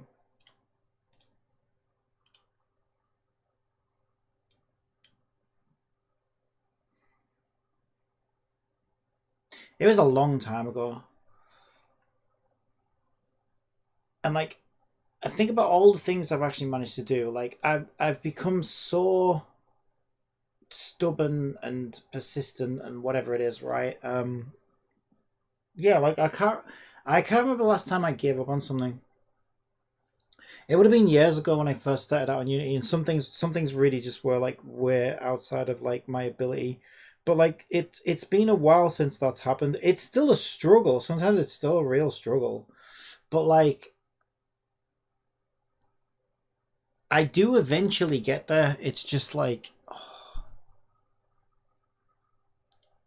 so that like that I need to sort of remember that. Like that's something that I should remember. Yeah, like I'm trying to think, and I've made my AI and with Twitch integrations, and I've done Unity gaming services, networking play, all kinds of fucking shit now. It's crazy. And I've succeeded at all of it. Some of it's been fucking rough, but I've managed to get there in the end with all of it. And I think that's worth sort of reminding myself of when things get rough. Is like, I always, but I was telling myself that last night. I was like, I'll get there eventually. I know I will figure this out. I always do. But oh my god, it doesn't. I don't know. It doesn't really make you feel that much better because you're like, I just don't know. I just don't know where I'm going wrong. But I think it made it. Like I said, I think the language models were making it worse because they were like, they can be easily. They will like gaslight you, but you can like gaslight them. I think the language models are really great when you understand what it is that you want help with and you understand what it is that you want to do. But if you're confused about what is going wrong, or you're confused, like you have to have a good understanding and word it correctly to get the right kind of results from the language models. If you're backing up the wrong tree with a language model, the language model will gaslight you all day long that you're right, you're backing up the correct tree. The tree is not really a tree, it's an alien. You're not really a person, you're actually an artificial intelligence, and the language model is a person. Like, it gets that crazy, it really does. Like, it will just tell you what you want to hear or whatever. Like, if you convince it that your skin is turning into blancmange, then it will gaslight you all day long to convince you of that and agree with you. And that might not be the case. It might actually be turning into banana skins. So like that's the problem, is like, if you have a good understanding of what's really happening and you kind of know what you're asking for, they can be super helpful. But every now and again, you can be sort of like, you can have a misunderstanding or a misconception about what the problem is. And if you start asking like a language model, how do I solve this problem? And it's not really the problem that you think it is. Like, it'll gaslight you all day long into convincing you that that is the problem. And I think that just makes the situation worse, because obviously if you're trying to solve, if you don't understand the problem that you're trying to solve, then you can't solve the problem, because the first thing you need to do is understand what the problem really is.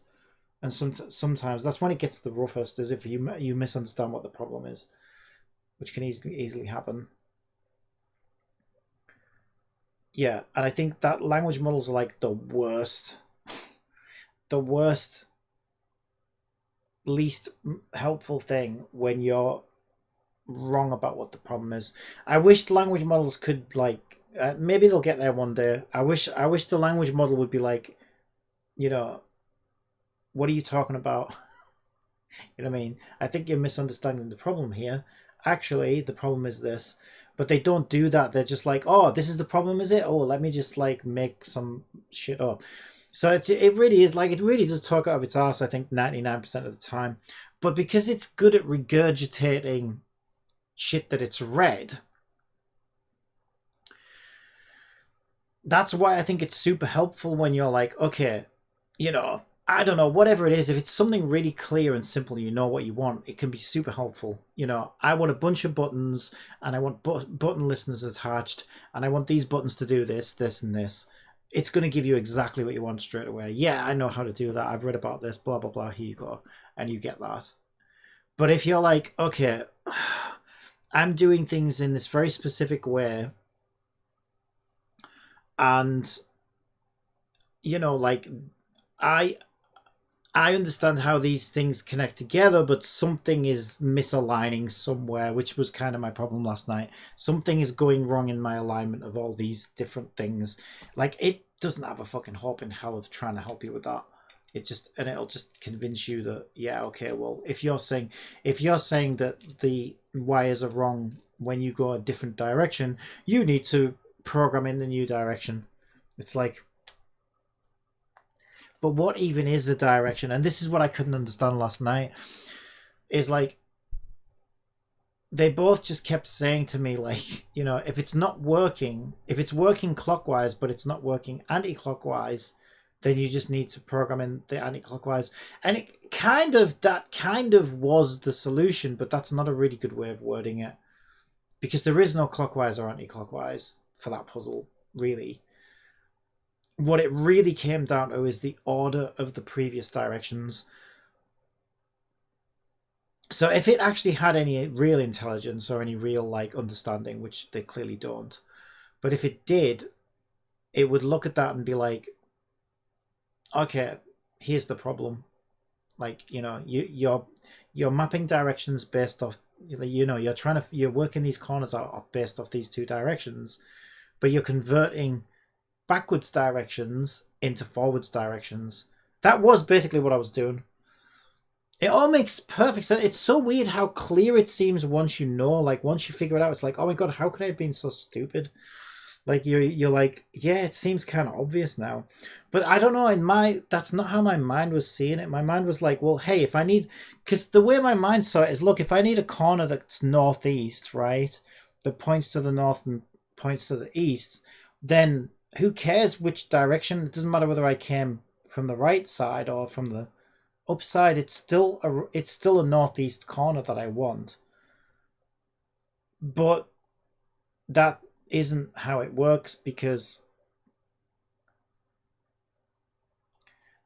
what essentially I was doing is I was mapping the moves of the player, right? So I was saying, like, a good example is up and right is different from right and up, right?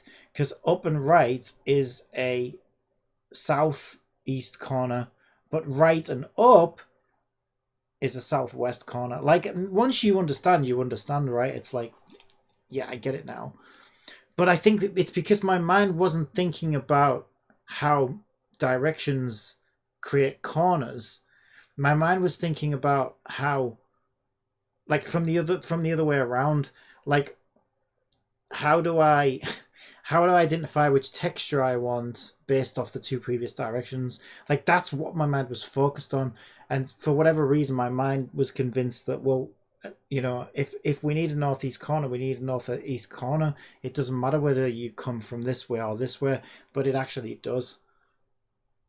And yeah, that's the best. Now I understand that that's the best way to think about it, is to be like, yeah, of course, stop thinking northeast, southwest, think up, down, left, right, and think about two moves that make a corner.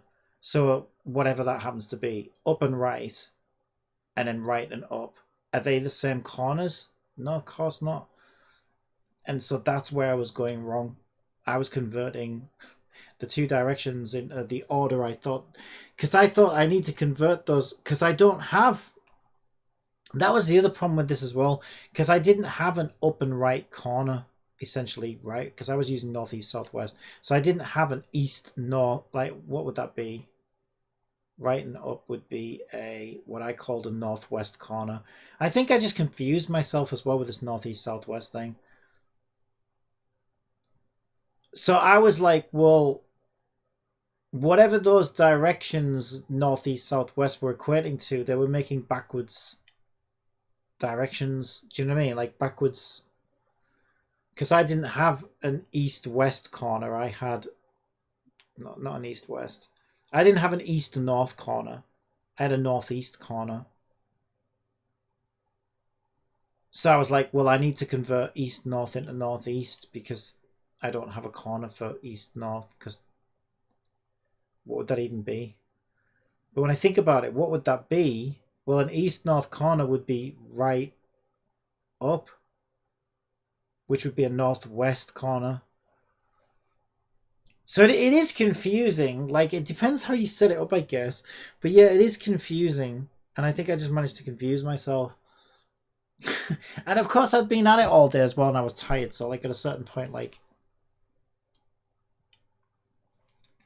that also, like, makes it a bit harder, I think.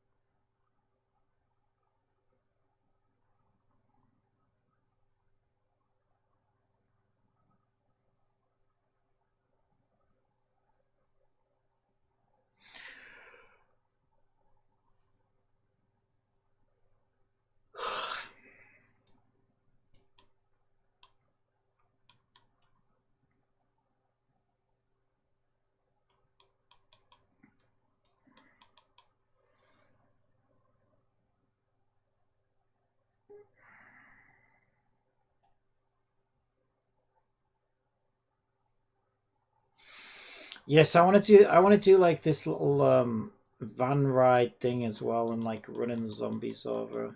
It's going to be another thing that like breaks gameplay up a little bit.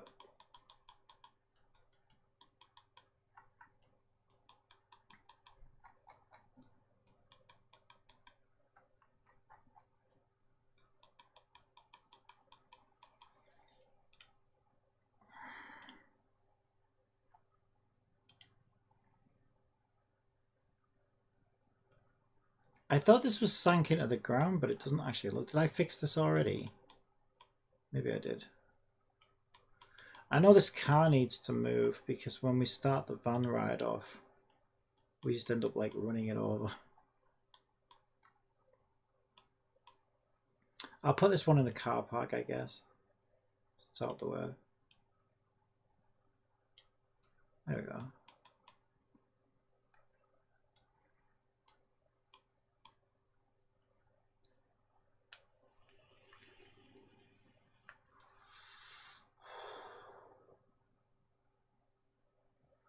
There were some floating trucks as well, wasn't there? One of them was in the supermarket.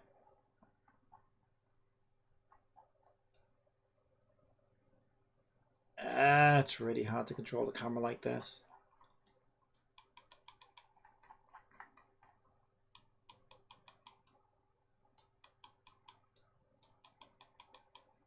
Yeah, this truck here is floating. This one.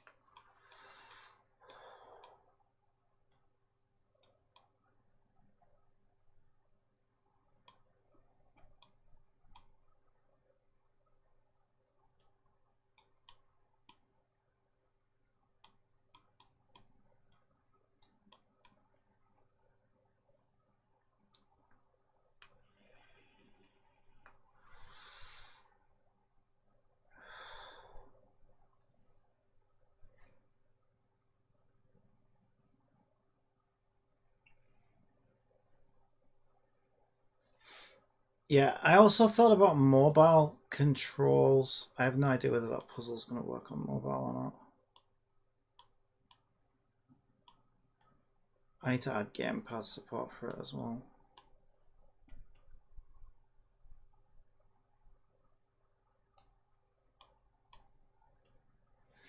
I think I need, so for the power station, I think it would be satisfying. Let's put a light. I think it would be like satisfying if there's like a light on the fuse box or above the fuse box or something.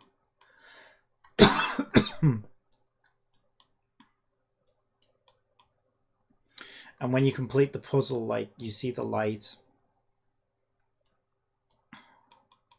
come on.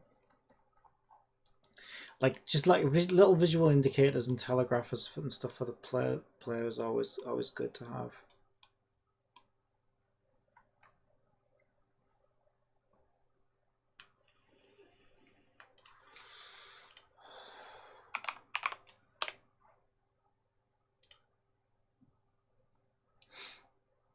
I'm trying to think of what it would be called. What do they call those rotating lights?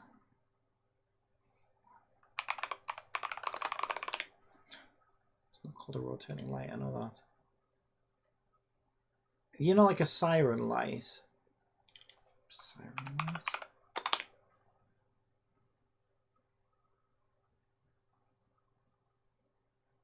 Is there a name for that?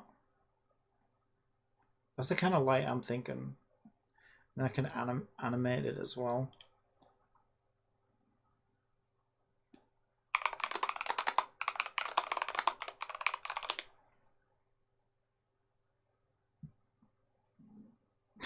Siren light is just called a siren.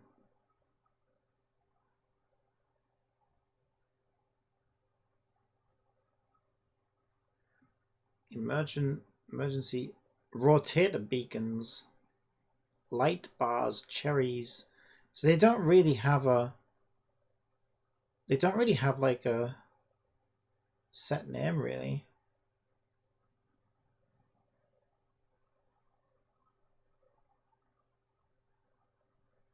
Strobe and warning light systems, light bars. So there's like 56 different names for them. There is no real like consensus on the names of these things from the sounds of it.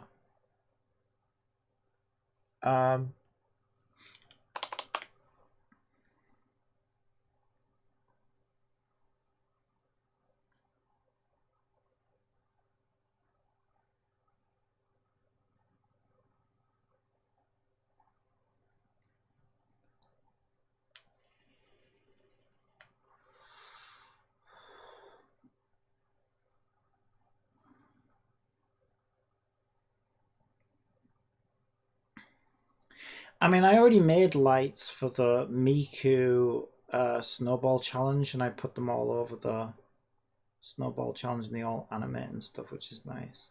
I might just go nick one of them.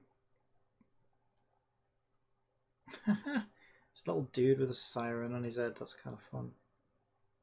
Tons of people have made this guy. Blood Siren. Is he from like Silent Hill or something? It's just crazy how many people have made this guy with the siren head. It's got to be from some like popular game or something.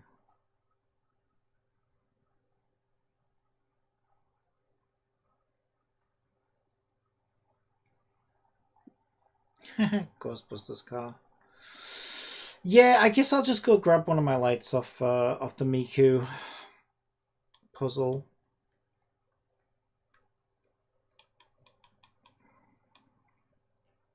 They already have the bloom texture and everything that I need as well. I made them just out of cylinders, I think. Maybe not cylinders, capsules I think I used. Yeah, there's like a billion of them all over here.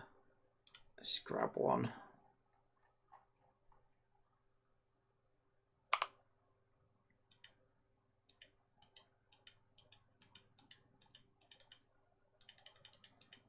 Fucking hell, you need to select it for me, will you? Capsule 2.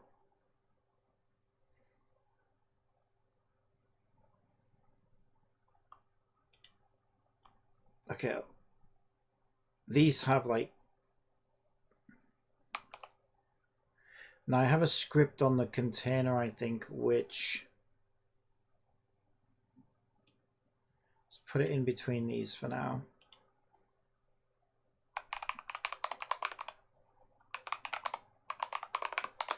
Let's call it Power Station Light. Yeah, my container script handles the light animations and the finding all the child objects and stuff like that. So taking one out of there won't really matter because they don't have scripts on the lights themselves. Okay, so I need to be over here.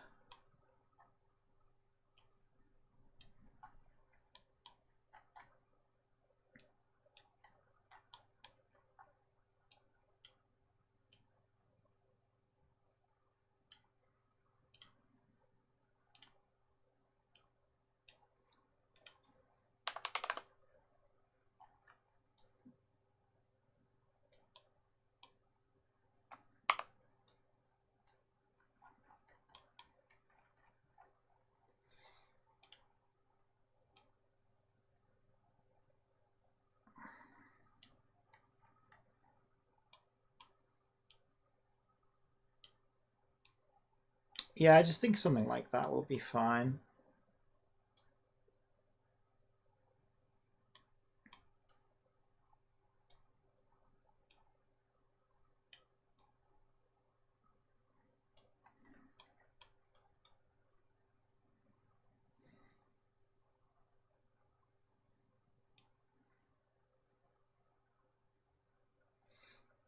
Where's the power station?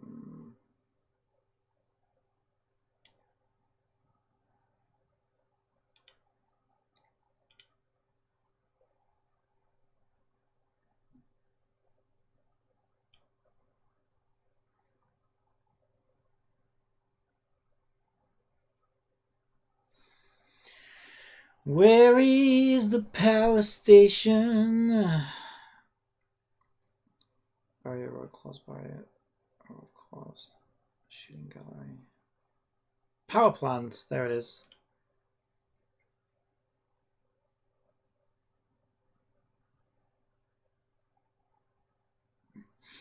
Yeah, so I'll put like above fuse box 0. I'll call it power light, and then we can do like power light 0, power light 1, power light 2, so I can see which one belongs to which. So power light 0 is for fuse box 0, power light 1 will be for fuse box 1, power light 2 will be for fuse box 2. Okay, so we can grab lights 1 and 2.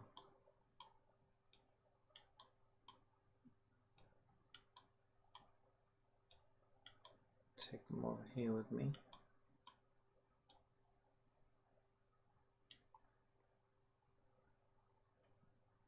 Well, I don't know actually. I think, yeah. I went from left to right, didn't I? Shit. Okay, just rename it then. So this would be... Shit. This would be 0 and 1. And the one that I left over there would actually be for 3. God damn it. Why do I do this to myself? Okay, put it there.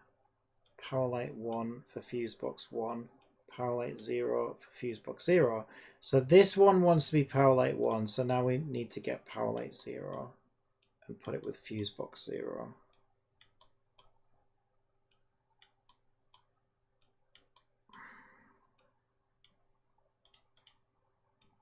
I want to make sure I got all that right. Okay, so let's just sanity check this. Fuse box 0 should be this one. Yep. And the light 0 should be this one. Okay, good. Fuse box 1 should be this one. And power light 1 should be this one. Okay, beautiful. Which only leaves this one. Power light 3. Beautiful. Okay. So now I can sort of like turn those on when the puzzle's completed, just for an extra little telegraph to the player that they, you know, that they did it.